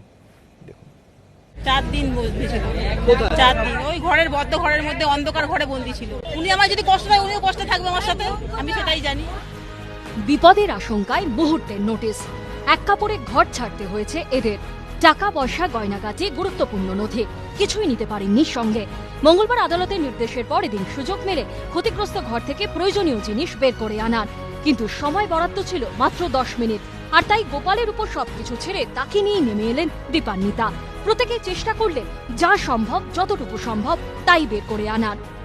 সকাল 9টার সময় মেট্রোর বিশেষজ্ঞরা আসেন, ছিলেন বিদেশি বিশেষজ্ঞরাও। তারা সবুজ সংকেত দেন পরীক্ষা করার পর যে বাড়িতে যাওয়ার সুযোগ রয়েছে, সব বাড়ি বিপজ্জনক অবস্থায় নেই। এরপরই পুলিশের তরফ থেকে প্রত্যেক পরিবার যারা ভেতরে তাদের জিনিসপত্র নিয়ে আসতে আগ্রহী তাদেরকে এরকম টোকেন ইস্যু করা হয়েছে মুচিপাড়া থানার তরফে। সময় মাত্র 10 মিনিট। এটুকু সময়ের মধ্যেই বাড়ির দলিল, এটিএম কার্ড, মেয়ের স্কুলের বই খাতাগুলো বের করে এনেছেন দুর্গা পিটুরি লেনের অ্যাঞ্জেলা সেন। পরে আর কবে ঢুকতে পারবো কি না পারবো সেটাও জানি না, তো দরকারি ভেবে গিয়েছিলাম যে আমাদের ইম্পর্টেন্ট কাগজপত্র কোথায় রেখেছিলাম সেগুলো একটুখানি নিয়ে আসার চেষ্টা করলাম, এনেছি কিছু। আর অন্ধকারের মধ্যে এখন তো পুরো পাওয়ার অফ করে দিয়েছে, অন্ধকারে কোথায় চাবি টাবি কি খুলেছি না খুলেছি আর কি নেব না নেব সেটাও মাথায় নেই। তো দরকারি কয়েকটা কাগজপত্র, মেয়ের স্কুলের কিছু জামা কাপড়, মেয়ের জুতো, স্কুলের কিছু বই খাতা, এই সমস্তগুলোই ওর নিয়েছে। অ্যাঞ্জেলাদেরই প্রতিবেশী সুভাষিস আবার পরিমরি করে বের করে এনেছেন এই কাঠের বাক্স। তাতেই রয়েছে বাড়ির দলিল, ব্যাংকের কাগজপত্র। যখের ধনের মতো এই মুহূর্তে আগলে রয়েছেন বাড়ির থেকে বের করে আনা এই কাঠের সিন্দুকটা। এটাই কি আপনার মূল সম্পত্তি? হ্যাঁ, কিছুটা বলতে পারেন। তো মানে কি কি বের করতে পারলে? ওই ওয়াইফের টাকা পয়সা, সোনা গয়না, মেয়ের কিছুর উপর সোনার জিনিসপত্র, এগুলো নিয়ে বার করতে পেরেছি। অ্যাঞ্জেলা সুভাষিসরা তবু 10 মিনিট সময় পেয়েছেন, কিন্তু স্বপ্নের বাড়িটা ধূলিসাৎ হওয়ার পর সর্বস্ব হারিয়েছেন দুর্গা পিটুরি লেনের শিলবাড়ির সদস্যরা। সামনে বিয়ে এই বাড়ির মেয়ে তৃষার, এবার যে কি হবে কেউ জানেন না। আমি সত্যি জানি না, এই মানে সবকিছু প্ল্যানিং তো বাড়িতেই ছিল, কি বাড়িতেই সব অনুষ্ঠান হবে, বাড়িতেই সব কিছু হবে। এখন তো বাড়িটাই নেই। বছর খানেক আগে এই বাড়ি মেরামত করেছিল শীল পরিবার। বনেদিয়ানা বজায় রেখে পুরনো দিনের বাড়িকে নতুন সাজে সাজিয়েছিল তারা। স্বার্থের সঙ্গে লড়াইয়ে স্বাদকে হার মানতে দেননি, কিন্তু এক নিমিষে শেষ হয়ে গেল সব। আমি আমার স্ত্রী দুজনে মিলে অনেক প্ল্যান করে এটা এই রং দেবো, ওখানে এই রং করবো, এটা আমরা কত আলোচনা, তার মধ্যে আবার অনেক মতেও মেলেনি, কিন্তু আমরা চেষ্টা করেছিলাম বাড়িটাকে ওই একটা সুন্দর রূপ দেবার। ধূলিসাৎ হয়ে গেল সব কিছু একদম। মাটির তলায় মেট্রোর কাজ চলছে বলে এদিনই দুর্গা পিটুরি লেন ও শ্যাকরাপাড়া লেনের ভূগর্ভস্থ জলের লাইন কেটে দেয় পুরসভা। বিকল্প বন্দোবস্ত করতে জলের গাড়ি পাঠিয়েছে পুরসভা। কালকে সরু সরু পড়েছে, তারপর তো লাইন কেটে দিয়েছে। জল এই যে কাল থেকে ছিল না, কালকে সকাল থেকে ছিল না, ওই 2-3বার জল আমাদের দিয়ে গেছে। এখন হোটেলে বা আত্মীয়ের বাড়িতে, এরপর মেট্রোর আবাসনে আশ্রয়। কবে ফিরতে পারবেন নিজের ঘরে জানেন না এরা। অর্ণব মুখোপাধ্যায় ও সমীর সেতুর রিপোর্ট, এবিপি আনন্দ। আমি জয়ন্ত শীলের কাছে আসবো। জয়ন্তবাবু, একটা জিনিস আমি বুঝতে পারছি আপনাদের ছবি দেখে, যে এই রকম খোলামেলা দালান সমেত যে বাড়িতে আপনারা থাকেন, এখন একটা ঘরে থাকতে হচ্ছে কার্যত কারাবাসের সমান। মানে মানসিক বিপর্যয়টুকু বাদ দিয়েও এইভাবে থাকতে খুব অসুবিধা হচ্ছে। আমার আপনার কাছে একটা প্রশ্ন থাকবে, সেটা হচ্ছে এই এলাকাবাসী হিসেবে আপনার বাড়িতে বা আশেপাশের বাড়িতে কোনো এরকম ইঙ্গিত পেয়েছিলেন, বা মেট্রো রেলের তরফ থেকে কোনো প্রিভেন্টিভ মেজার নেওয়া হয়েছিল, যে কোনো সতর্কবার্তা, কোনো কিছু? না, আমি কিছু পাইনি। আচ্ছা, মেট্রো রেল হবে এটা জানতাম, হ্যাঁ, কিন্তু যেটা সতর্ক বলতে গেলে যেটা বোঝায়, হ্যাঁ, সেরকম আমরা কিছু পাইনি। আচ্ছা, মানে হঠাৎ, মানে বোধহয় রাত্রিবেলার সময় আপনাদের বলা হলো যে জাস্ট বাড়ি থেকে বেরিয়ে আসুন, 10 মিনিটের মধ্যে বাড়ি ছেড়ে চলে এসেছি। আমি বলছি পার্থক্য, এটার কি ব্যাখ্যা? এটা ওই ব্যাখ্যাটা ইন্টারেস্টিং এই কারণে যে, মানে আমি যদি মনে করি যে জিনিসটার মধ্যে কোনো ঝুঁকি আছে, বিপর্যয় হতে পারে, তাহলে তো অন্তত আমি সতর্ক করব। এবং ইঙ্গিত না দিয়ে এত বড় বিপর্যয় হয়েছে, এটা তো ভূমিকম্প নয়। হ্যাঁ, না, এবং এই আপনার যুক্তিটা একেবারে খাটে, যে ব্রাবন রোড যখন ক্রস করছে, আপনি যদি বলেন ওখানেও বড়বাজার এলাকায় বহু পুরনো বাড়ি, এবং আপনার মনে থাকবে যে আমরা এখানেই অনুষ্ঠান করছিলাম, যে তখন ইভাকুয়েট করা হলো তার আগে, যে টিবিএম যখন ক্রস করবে ব্রাবন রোড ফ্লাইওভারের তলা দিয়ে, তখন ওই আশঙ্কায় গোটা বাড়ির থেকে লোকজনকে বের করে নিয়ে গিয়ে হোটেলে রাখা হয়েছিল।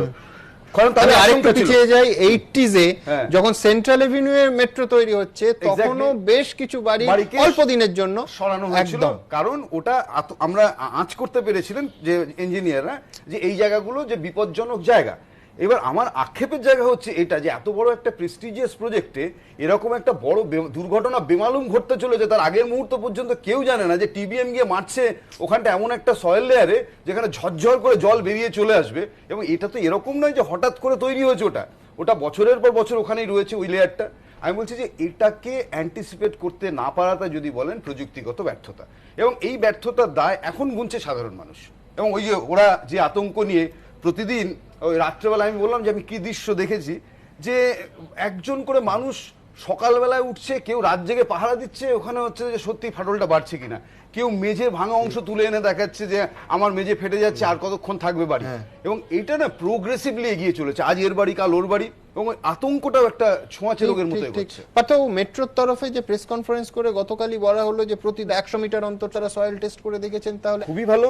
আমি তাহলে এই উত্তরটা মেট্রো রেল কর্তৃপক্ষেরই দেওয়া উচিত যে 10 মিটার ইন্টারভেলে সয়েল টেস্ট প্রথমত হয় না সাধারণত, 100 মিটার। হ্যাঁ 100 মিটার। হ্যাঁ, তা যদি হয় যে তাহলে এই ক্লোজার স্পেসিং এ যদি করে থাকে তাহলে এরকম একটা পকেট তারা দেখতে পেলেন না, কারণ এই দায় তাদেরই, এই উত্তর দিতেই হবে তাদেরকে। কেন তারা দেখতে পেলেন না, কেন ডিপিআর যখন হয়েছিল সে রিভাইজ রুটেই হোক অরিজিনাল রুটেই হোক ওই গোটা বিস্তীর্ণ এলাকাটায় কিন্তু এই ধরনের কিছু পকেটস রয়েছে।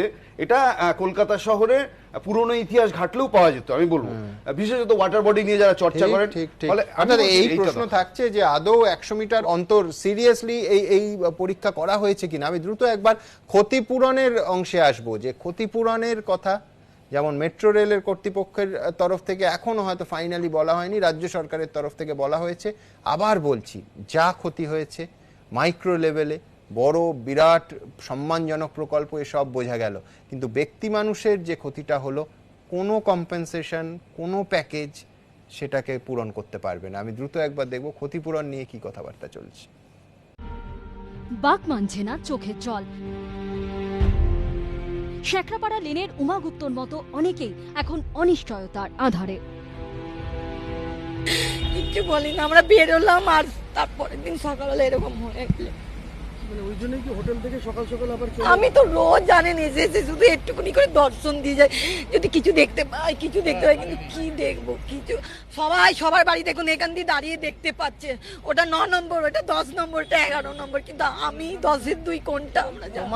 মেট্রো কর্তৃপক্ষ যেমন প্রকল্পের ভবিষ্যৎ নিয়ে উদ্বিগ্ন, তেমন বউবাজারের ভেঙে পড়া বাড়িগুলির বাসিন্দাদের মাথায় শুধু ঘুরছে নিজেদের ভবিষ্যতের কথা। প্রশ্ন হলো ক্ষতিপূরণ পাবেন কারা, বাড়ির মালিকরা নাকি ভাড়াটিয়ারা? 65 বছর ধরে শেখরাপাড়া লেনের সেন বাড়িতে ভাড়ায় থাকতেন উমা গুপ্তরা।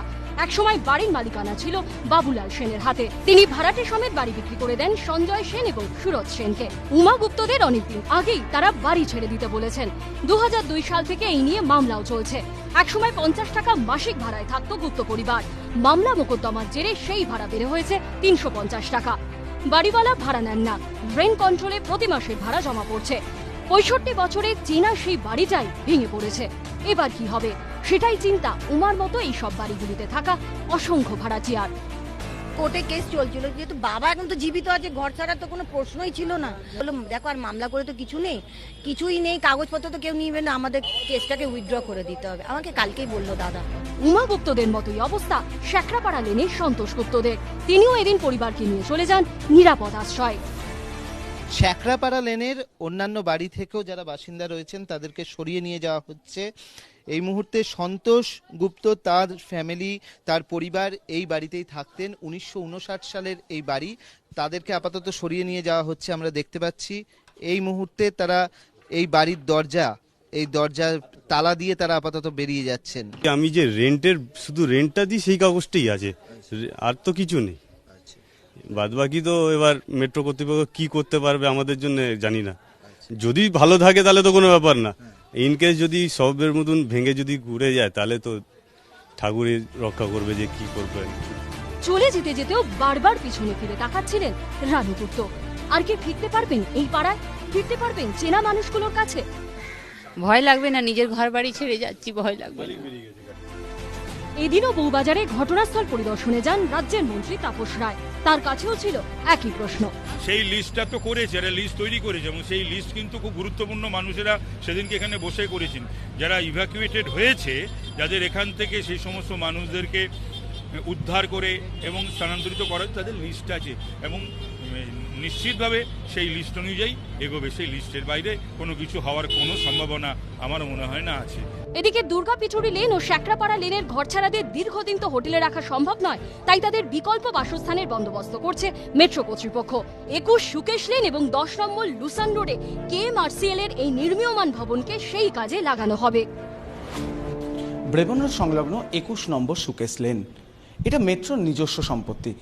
এই সম্পত্তিতে এটাকে বাড়ির চেহারা দিয়ে বউবাজারের দ্বারা দুর্গত যারা ভিকটিম ফ্যামিলি তাদেরকে সাময়িকভাবে রাখার চেষ্টা করছে মেট্রো, এবং তার জন্যই এখানে KMRCL এর প্রতিনিধিরা আসছেন, দেখে গেছেন যে কি পরিস্থিতি রয়েছে, এটাকে কতটা সেই রূপে বদলে নেওয়া যাবে।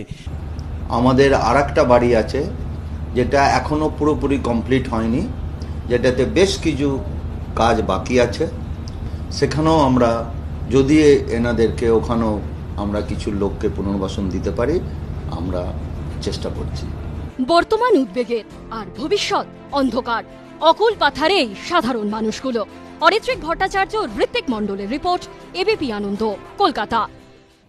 আমি আবার সেই কথা বলবো, যারা এই অনুষ্ঠান বাড়িতে টিভিতে বসে কিংবা মোবাইলে দেখছেন, একবার কল্পনা করুন যে বাড়িতে বসে এই অনুষ্ঠান দেখছেন সেই বাড়িটা 10 মিনিটের মধ্যে খালি করে দিতে হলো এবং তারপর বাড়িটা তার জায়গায় রইল না, হুড়মুড়িয়ে ভেঙে পড়লো। এই অনিশ্চয়তা, এই ক্ষতি, আদৌ কি কোনো ক্ষতিপূরণ দিয়ে তা পূরণ করা যায়?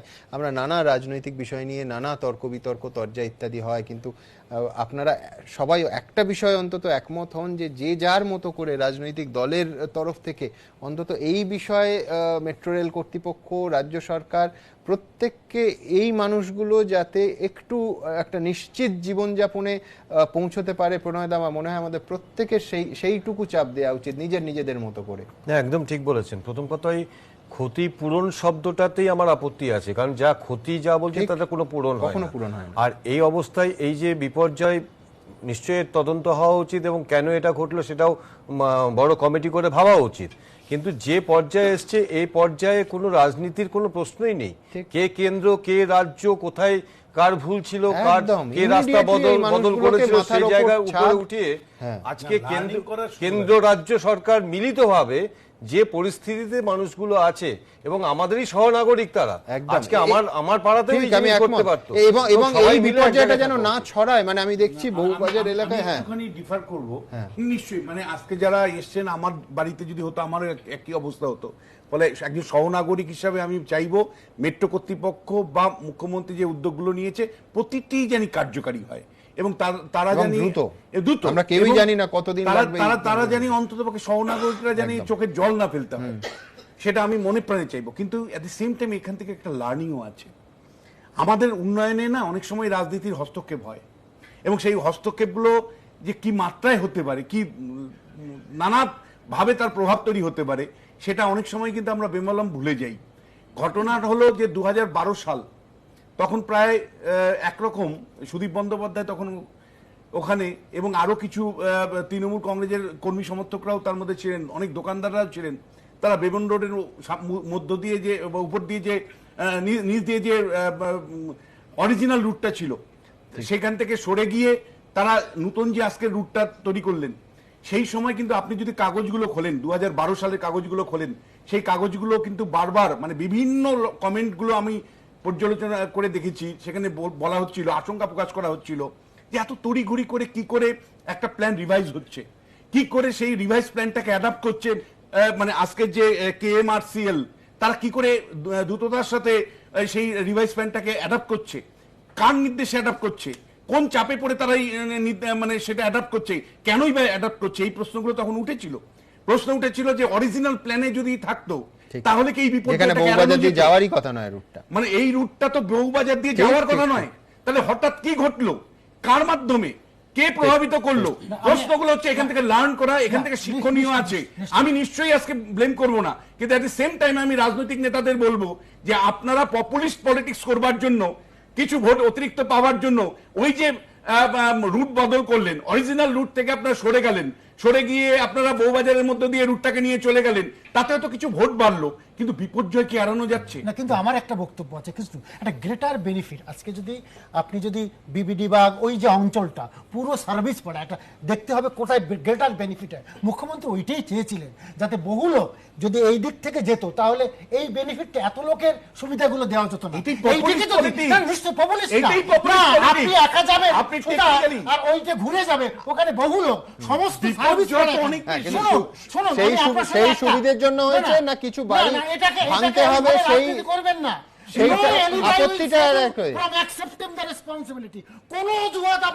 দায়িত্ব থেকে এড়াতে পারবে না, এটা ঠিকই। যেটা সেটা তো বলতে হবে, যেটা ঘটেছে সেটাকে স্বীকার করতে হবে। সেটাকে স্বীকার করতে হবে। তাড়াতাড়ি করা হচ্ছে, তার জন্য তো মমতা ব্যানার্জি দায়ী নয়, তার জন্য সমীক্ষা দায়ী। যেটা একটু আগে পার্থবাবু বলছিলেন, এত তাড়াতাড়ি সমস্ত সমীক্ষাটা করা হলো না।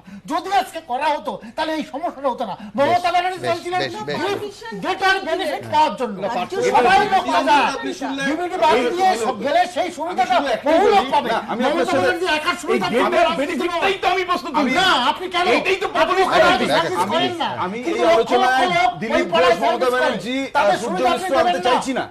আমি বলছি যে কারণের জন্য বিশ্বনাথ বাবু যেটা উল্লেখ করলেন, লার্নিং যদি বলা যায় যে এক শহরে, আমাদের মতো ঘিঞ্জি শহরে ল্যান্ড একুইজিশন একটা মেজর প্রবলেম। আপনি উপর দিয়ে ফ্লাইওভার যখন করতে যান, ব্রাবন রোড ফ্লাইওভারের ক্ষেত্রেও আমাদের একটা সিমিলার অসুবিধা যে অ্যালাইনমেন্ট কোন রুটে হবে, এবং এমন ডিফিকাল্ট অ্যালাইনমেন্টের মধ্যে দিয়ে এলিভেটেড রোড করতে হচ্ছে। আপনি সন্তোষপুরের সুকান্ত সেতু, আপনি কোনো ভদ্র সমাজে ওই যে রেডিয়াস অফ কার্ভেচার দিয়ে নামানো হয় সেটা অ্যালাউ করে না। ফলে এইবার আমার প্রশ্ন হচ্ছে, যদি এরকম একটা বড় কাজ শহরে হয়, তাহলে কিন্তু আমাদের এই ছোট ছোট কতগুলো স্বার্থ কোনো না কোনো জায়গায় হচ্ছে যে দিয়ে, তবে এটাকে ইজ আউট করতে হবে, এবং সেখানে প্রযুক্তিগত কনসিডারেশনটা অনেক বেশি হওয়া উচিত, যেখানে একটা 100 বছরের ভাবনা ভাবছি একটা শহরে লং টার্ম অ্যাসেট। আমি আপনার সঙ্গে একটা জায়গায় একমত। অনেকে বলছেন সম্পূর্ণ কাকতালীয় হতে পারে, এর পিছনে কোনো সিদ্ধান্তে পৌঁছানো আমাদের কারোর উচিত নয়, কিন্তু আজ থেকে 93 বছর আগে লন্ডনের টিউব রেলের ধাঁচে এই কলকাতায় একটা পাতাল রেল তৈরি করার পরিকল্পনা হয়। এই পরিকল্পনা 1923 সালে পরিত্যক্ত হয়। সেই আজকেও পুরসভার যে নথি, সেই যে পরিকল্পনা, তাতে সেই টিউব রেলের ক্ষেত্রে কিন্তু এই বউবাজার এলাকাকে বাদ রাখা হয়েছিল। কাকতালীয় কেউ বলতে পারেন, কিন্তু এটা ঘটনা, নথি তার সাক্ষ্য দিচ্ছে। দেখুন, ইস্ট ওয়েস্ট মেট্রোর গতিপথে বউবাজারে বিপত্তি, মাটির নিচে বিপর্যয়, যার জেরে বিপর্যয় ওপরে। তাৎপর্যপূর্ণ বিষয় হলো, আজ ইস্ট ওয়েস্ট মেট্রো নিয়ে এত হইচই হলেও এই চিন্তা ভাবনার শুরুটা হয়েছিল আজ থেকে 98 বছর আগে। কলকাতা কর্পোরেশনের নথি বলছে, হুগলি নদীর তলা দিয়ে হাওড়ার শালকিয়া থেকে কলকাতার বাগমারি পর্যন্ত ইস্ট ওয়েস্ট টিউব রেল তৈরির নকশা তৈরি করেছিলেন ব্রিটিশ ইঞ্জিনিয়ার হার্লে ডালরিম্পল হে। তার তৈরি নকশায় কিন্তু বউবাজার দিয়ে রেলপথ যাওয়ার কথা ছিল না। তার নকশা অনুযায়ী হাওড়ার দিকে তৎকালীন বেনারস রোড থেকে শুরু হয়ে Rosemary Lane, Howrah main station, তারপর হুগলি নদীর নিচ দিয়ে ক্যানিং স্ট্রিট, ডালহৌসি স্কোয়ার, সিয়ার avenue, Amherst Street, Sealdah station, Narkeldanga হয়ে বাগমারি পৌঁছানোর কথা ছিল সেই ইস্ট ওয়েস্ট টিউব রেলের। এই ইস্ট ওয়েস্ট টিউব রেলের নকশা করেছিলেন তৎকালীন ব্রিটিশ সিভিল ইঞ্জিনিয়ার হার্লে ডালরিম্পল, যিনি আবার পিকাডালি সার্কাস টিউব রেলের যে স্টেশন সেটা তৈরির সঙ্গে যুক্ত ছিলেন। পুরকর্তাদের মতে এই ব্রিটিশ নকশার সঙ্গে আজকের ইস্ট ওয়েস্ট মেট্রোর যে নকশা, তার অনেকটাই মিল রয়েছে। ব্রিটিশ স্থপতি স্যার হার্লে ডালরিম্পলের জন্ম হয়েছিল ব্রিটিশ শাসিত ভারতের এই বীরভূমে। ব্রিটেনের ঐতিহাসিক বেকারলু লাইন, হ্যামস্টেড টিউব এবং পিকাডেলি লাইন নির্মাণের সঙ্গে যুক্ত ছিলেন ডালরিম্পল। প্রথম বিশ্বযুদ্ধের পর লন্ডনের ভূগর্ভস্থ রেল পরিষেবার উন্নয়নের দায়িত্ব দেওয়া হয় তাকে। এহেন প্রখ্যাত স্থপতি ভারতে প্রথমবার ভূগর্ভস্থ রেলপথের পরিকল্পনা করেছিলেন। বর্তমান হিসেব অনুযায়ী আনুমানিক খরচ ধার্য হয়েছিল 4.5 কোটি টাকা। ব্রিটিশ প্রশাসন প্রাথমিকভাবে কলকাতা থেকে হাওড়া পর্যন্ত ইস্ট ওয়েস্ট টিউব রেল তৈরির অনুমতিও দিয়েছিল, কিন্তু অর্থের অভাবে 1923 সালে সেই পরিকল্পনা ঠান্ডা ঘরে পাঠিয়ে দেওয়া হয়। কিন্তু তাৎপর্যপূর্ণ বিষয় হলো, স্যার হার্লে ডালরিম্পলের সেই নকশাতে কিন্তু একবারও কলকাতার টিউব রেল বউবাজার দিয়ে নিয়ে যাওয়ার কথা বলা হয়নি। প্রায় 100 বছর আগে একটা মেট্রোর প্ল্যানিং করেছিল সেই সময়, এবং সেই প্ল্যানিংটা যদিও বাস্তব না এখন, কিন্তু প্ল্যানিং একটা কলকাতা হয়েছিল যখন লন্ডন মেট্রো হয়েছিল। এইটা একটা বিরাট যে লন্ডনের সাথে ওরা কলকাতাতেও মেট্রো করার কথা ভেবেছিল সেই সময়। এমনকি যখন ইস্ট ওয়েস্ট মেট্রোর পরিকল্পনা শুরু হয়, তখনও বউবাজার দিয়ে লাইন পাতার পরিকল্পনা ছিল না। কথা ছিল ব্রেবন রোড হয়ে যাওয়ার। পরবর্তীকালে 2014 সালে সিদ্ধান্ত বদলে বউবাজার দিয়ে লাইন পাতার সিদ্ধান্ত হয়, আর এখন সেই বউবাজারেই ভয়ানক বিপর্যয়। বর্তমান পরিস্থিতিতে বিদেশি ইঞ্জিনিয়ারদের এনে এই পরিস্থিতি সামাল দেওয়ার চেষ্টা করছে মেট্রো কর্তৃপক্ষ। কেএমআরসিএল সূত্রে খবর, জল রুখতে টানেলের মধ্যে যে কংক্রিটের দেওয়াল তৈরি হচ্ছিল সেটা ছাড়াও আরও 2টি স্তর তৈরি করা হচ্ছে। প্রথমটি বালির বস্তা দিয়ে তৈরি 1 মিটার চওড়া স্তর, আবার তার গায়ে আরও একটি কংক্রিট। বিশেষজ্ঞদের মতে জলের প্রবল চাপে কোনোভাবে যদি প্রথম পাঁচিল ভেঙে যায় তাহলে সাংঘাতিক পরিস্থিতি তৈরি হতে পারে, তাই 3টি এরকম স্তর রাখা হচ্ছে সুড়ঙ্গে। Problem with the tunnel in the last few days has been inflow of water into the tunnel of a magnitude that's sufficient to cause damage to these buildings. এখন মেট্রো সুড়ঙ্গে যাতে আর জল না ঢোকে সেজন্য ক্ষতিগ্রস্ত অংশে গ্রাউটিং করা হচ্ছে। রাসায়নিক দেওয়া বিশেষ ধরনের গোলা কংক্রিট টানেলের ভেতর থেকে এবং মাটির ওপর থেকে অনেকটা ইঞ্জেকশন দেওয়ার কায়দায় মাটির গভীরে পাঠাচ্ছেন মেট্রো কর্তৃপক্ষ। এর পাশাপাশি সুড়ঙ্গের ক্ষতিগ্রস্ত জায়গায় পাঁচিল তৈরি করে ওই অংশটি বদ্ধ চেম্বারে পরিণত করা হচ্ছে। তারপর পাইপ দিয়ে তার ভেতরে জল পাঠানো হবে। বিশেষজ্ঞদের মতে ওই অংশে জলের চাপ থাকলে বাইরে থেকে আর জল ঢুকতে পারবে না। কেএমআরসিএল কর্তৃপক্ষের দাবি, গ্রাউটিং এর পর সয়েল স্টেবিলাইজ করার প্রক্রিয়া শুরু হবে। এসব করতে আরও বাড়ি ভাঙতে হতে পারে বলে মনে করছেন বিশেষজ্ঞরা। When the tunnel has been made safe, then it will be safe to approach the area from the surface and demolish the buildings that are unsafe. Because until the buildings that are unsafe are demolished, it's not safe to go in that area. 98 বছর আগে British স্থপতি দিশা দেখিয়েছিলেন গঙ্গার নিচ দিয়ে ছুটবে rail. শেষ পর্যন্ত গঙ্গার নিচ দিয়ে কবে মেট্রো রেল দৌড়ই সেই অপেক্ষাতেই রাজ্য। অর্ণব মুখোপাধ্যায় ও সমিত সেনগুপ্ত, এবিপি আনন্দ, কলকাতা। আমি আবার সোনালিদির কাছে যাব, সেটা হচ্ছে কোনো টাইম লাইন আপনাদের কি দেওয়া হয়েছে? মানে কতদিনের মধ্যে? 2 বছর তো শুনলাম, এটা তো কোনো স্বল্পমেয়াদী বিষয় বলে মনে হচ্ছে না। কবে, মানে ধরুন বাড়ি যদি করেও দেয়া হয়, সে ধ্বংসস্তূপ পরিষ্কার করে যে ওখানে যে বাড়িগুলো আছে সেগুলো দরকার হলে ভেঙে বা পুনর্গঠন করে, এ কোনো টাইম লাইন কতদিনের মধ্যে ওই এলাকায় আপনারা আবার ফিরতে পারবেন? ওনারা যেটা বলেছেন সেটা হচ্ছে 2 বছর। আচ্ছা, কিন্তু জানি না এবার ওনাদের প্রেডিকশন অনুযায়ী এটা 2 বছর। তো জানা নেই ক বছর হবে। জয়ন্তবাবু, এই মুহূর্তে কি চাইছেন আপনারা ওই এলাকার বাসিন্দা হিসেবে? ওই বাড়ি চাইছি। হ্যাঁ, ওই জায়গায় বাড়ি চাইছি, কারণ এই বউবাজারে থাকার যে সুযোগ সুবিধে, ঠিক সেটা তো আমি অন্য কোথাও গেলে পাবো না। আর তারপরে এমন একটা ওখানে স্মৃতিটা জড়িয়ে আছে, সেটা তো আমি কোনোভাবে করতে পারি না, উপেক্ষা করতে পারছি না। আর এবং কত মায়া, কত পরিশ্রম, কত অর্থ ব্যয় দিয়ে 1 বছর আগে পুরো বাড়িটাকে এই রকম রিনোভেট করে প্রায় নতুন করে ফেলেছিলেন। একদম একদম। যখন শুনলাম মেট্রো রেলের কাজ হবে, এই কারণেই কিন্তু আমরা সবাই মিলে একদম, আমি আমার স্ত্রী দুজনে মিলে উদ্যোগ নিয়ে বাড়িটাকে একদম থরলি রিপেয়ার করেছিলাম, যাতে আমরা কোনো বিপদে যাতে না পড়ি। বাস্তবসম্মতভাবে 2 বছরের মধ্যে এটা সম্ভব? কোনোভাবেই নয়। আমি প্রথম বলে দিই যে এই বাড়িগুলোর নেচার যেরকম, পুরোনো দিনের বাড়ি সবাই আমরা জানি, এবং এই বাড়িগুলোর একটা বাড়ির স্থায়িত্বের সাথে আরেকটা বাড়ির স্থায়িত্ব জুড়ে গেছে। অনেক সময় দেখবেন জোড়া দেওয়াল অব্দি আছে, ফাউন্ডেশন অব্দি হচ্ছে কম্বাইন্ড আছে অনেকে। ফলে এই বাড়িগুলো বিজ্ঞানসম্মতভাবে ভাঙাটাই হচ্ছে একটা বড় চ্যালেঞ্জ। মানে আপনি একটা ভাঙতে গেলে তারপরেরটা কে ভাঙবে আপনার জানা নেই। ফলে আপনি যদি সায়েন্টিফিক্যালি ডিমোলিশন যদি বলেন, ইট উইল টেক অ্যাটলিস্ট 1 ইয়ার। তারপরে তো আপনার এই নতুন যে জায়গাটা খালি হলো সেখানে আমার নতুন সয়েল টেস্ট হবে, করার পর আপনি কত এফআইআর পাবেন। এবার নতুন বাড়ি, সেই বাড়ির মালিককে, ভাড়াটেকে, দোকানদারকে, তার হিসাব নিকাশ কমন ওয়াল দিয়ে করতে পারবেন না, আপনাকে জায়গা ছাড়তে হবে, পুরনো নতুন নিয়মে আপনাকে করতে হবে। ফলে জায়গা কমে যাবে, গ্রাউন্ড কভারেজ যেটা ছিল, ফলে উপরে বাড়তে হবে। উপরে বাড়ার পারমিশন কর্পোরেশন দেবে কিনা, স্পেশাল রুল করবে কিনা, এই সমস্ত, তারপরে নতুন নির্মাণ হবে।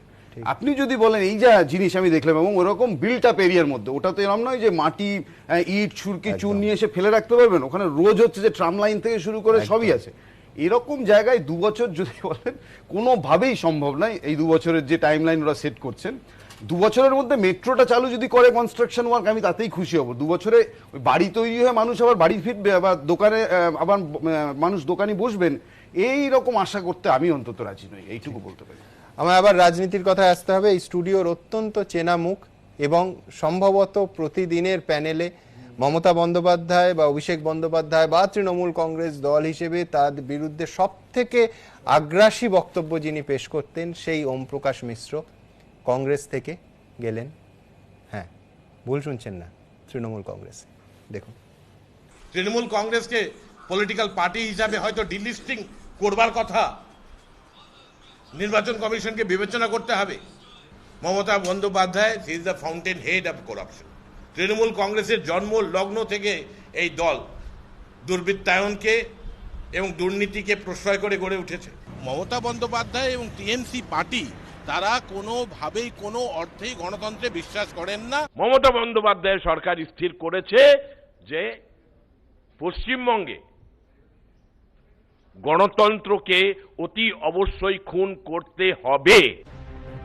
কট্টর মমতা বিরোধী বলে পরিচিত, টেলিভিশন বিতর্কে কংগ্রেসের পরিচিত মুখ, তৃণমূল নেত্রী তথা মুখ্যমন্ত্রীকে চাঁচাচোলা ভাষায় আক্রমণ করতেই পরিচিত এহেন ওমপ্রকাশ মিশ্রই এবার তৃণমূলে। বুধবার বিধানসভায় মুখ্যমন্ত্রীর ঘরে মমতা বন্দ্যোপাধ্যায়ের উপস্থিতিতে শাসক দলে যোগ দিলেন তিনি।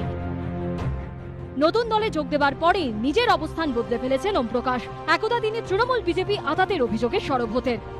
এই ফেডারাল ফ্রন্ট এগুলি হচ্ছে এক একটা মুখোশ, এগুলিকে বিজেপিকে সাহায্য সহযোগিতা করবার জন্য তার অনেক রকম অপচেষ্টার মধ্যে অন্যতম। এবং তাই জন্য আজকে মমতা ব্যানার্জি সারা ভারতবর্ষের মানুষ দেখতে পাচ্ছে যে পঞ্চায়েতে এখানে কি হচ্ছে, পশ্চিমবঙ্গের জনগণও দেখতে পাচ্ছে। আজকে জোর জুলুম করে তারা পঞ্চায়েত হয়তো জিতে যেতে পারেন, কিন্তু এই রাজত্বকে উনি টিকিয়ে রাখতে পারবেন। তৃণমূলে যোগ দেওয়ার পর এখন ভিন্ন সুর ওমপ্রকাশের গলায়। মমতা ব্যানার্জির পতন হলে তো কংগ্রেসের উত্থান হবে না। তৃণমূল কংগ্রেস যদি ক্ষতিগ্রস্ত হয়, হ্যাঁ, তাতে বিজেপির লাভ হতে পারে। এই ধরনের রাজনীতি জাতীয় কংগ্রেসের রাজনীতি হতে পারে না। তৃণমূল কংগ্রেসকে দুর্বল করবার মধ্য দিয়ে কংগ্রেস শক্তিশালী হচ্ছে না, বিজেপি শক্তিশালী হচ্ছে। শাসক দলে যোগ দেওয়ার পর ওমপ্রকাশ মিশ্রকে তৃণমূলের অল ইন্ডিয়া শিক্ষা সেলে চেয়ারম্যান করা হয়েছে। গতকাল প্রদেশ কংগ্রেস সভাপতি শ্রী সৌমেন মিত্র আজকে থেকে 1 মাস আগে আমার যে পদত্যাগপত্র সেটাকে গ্রহণ করেছেন বলে জানিয়েছেন। বিজেপিকে পর্যুদস্ত করা যেত লোকসভা নির্বাচনে যদি কংগ্রেস এবং বাম তাদের মধ্যে যে জোট হওয়ার কথা ছিল সেটা যদি হতো জেনে বুঝে, এবং খুব সম্ভবত এমন কিছু কারণে যেটা কোনোদিনই হয়তো জানা যাবে না, এই ধরনের জোটটাকে ভেঙে দেওয়া হয়েছিল এবং যার ভিত্তিতে বিজেপিকে প্রত্যক্ষভাবে সাহায্য সহযোগিতার ক্ষেত্রটা বিস্তৃত করা হয়েছিল। বুধবার বিধানসভায় মুখ্যমন্ত্রীর ঘরে ওমপ্রকাশ মিশ্র যখন তৃণমূলে যোগ দিচ্ছেন, তখন বিধানসভারই নৌসর আলী কক্ষে লোকসভায় কংগ্রেসের নেতা নির্বাচিত হওয়ায় অধীর চৌধুরীকে সম্বর্ধনা দিচ্ছিল কংগ্রেস পরিষদীয় দল। তারা অবশ্য ওমপ্রকাশের তৃণমূলে যাওয়াকে গুরুত্ব দিতে নারাজ। কংগ্রেস থেকে এক্সপেল করা কারণ হচ্ছে তিনি নিজের রেজিগনেশন দিয়েছিলেন, লজিক দিয়েছিলেন ভোটের আগে, পার্লামেন্ট ভোটের আগে, যে লেফটের সাথে আন্ডারস্ট্যান্ডিং করে আমাদের ভোটের পরে হঠাৎ ওনার চিন্তার পরিবর্তন হলো যে তৃণমূলের সাথে অ্যাডজাস্ট করে তারা বলেছেন এটা আমাদের পক্ষে সম্ভব না। তৃণমূলে যাওয়া আর আসা ওমপ্রকাশকে বিন্দুমাত্র চিন্তা করি। রাজনীতিতে চিরস্থায়ী বলে কিছু হয় না, কারণ এই ওমপ্রকাশ মিশ্রই একদিন তৃণমূলের সঙ্গে এক আসনে বসা নিয়ে আপত্তি করেছিলেন। যে অপশাসন প্রবর্তিত হয়েছে পশ্চিমবঙ্গে, সেই তৃণমূল কংগ্রেসের সঙ্গে এক আসনে বসার কোনো রকম ইচ্ছে প্রবৃত্তি আমাদের নেই।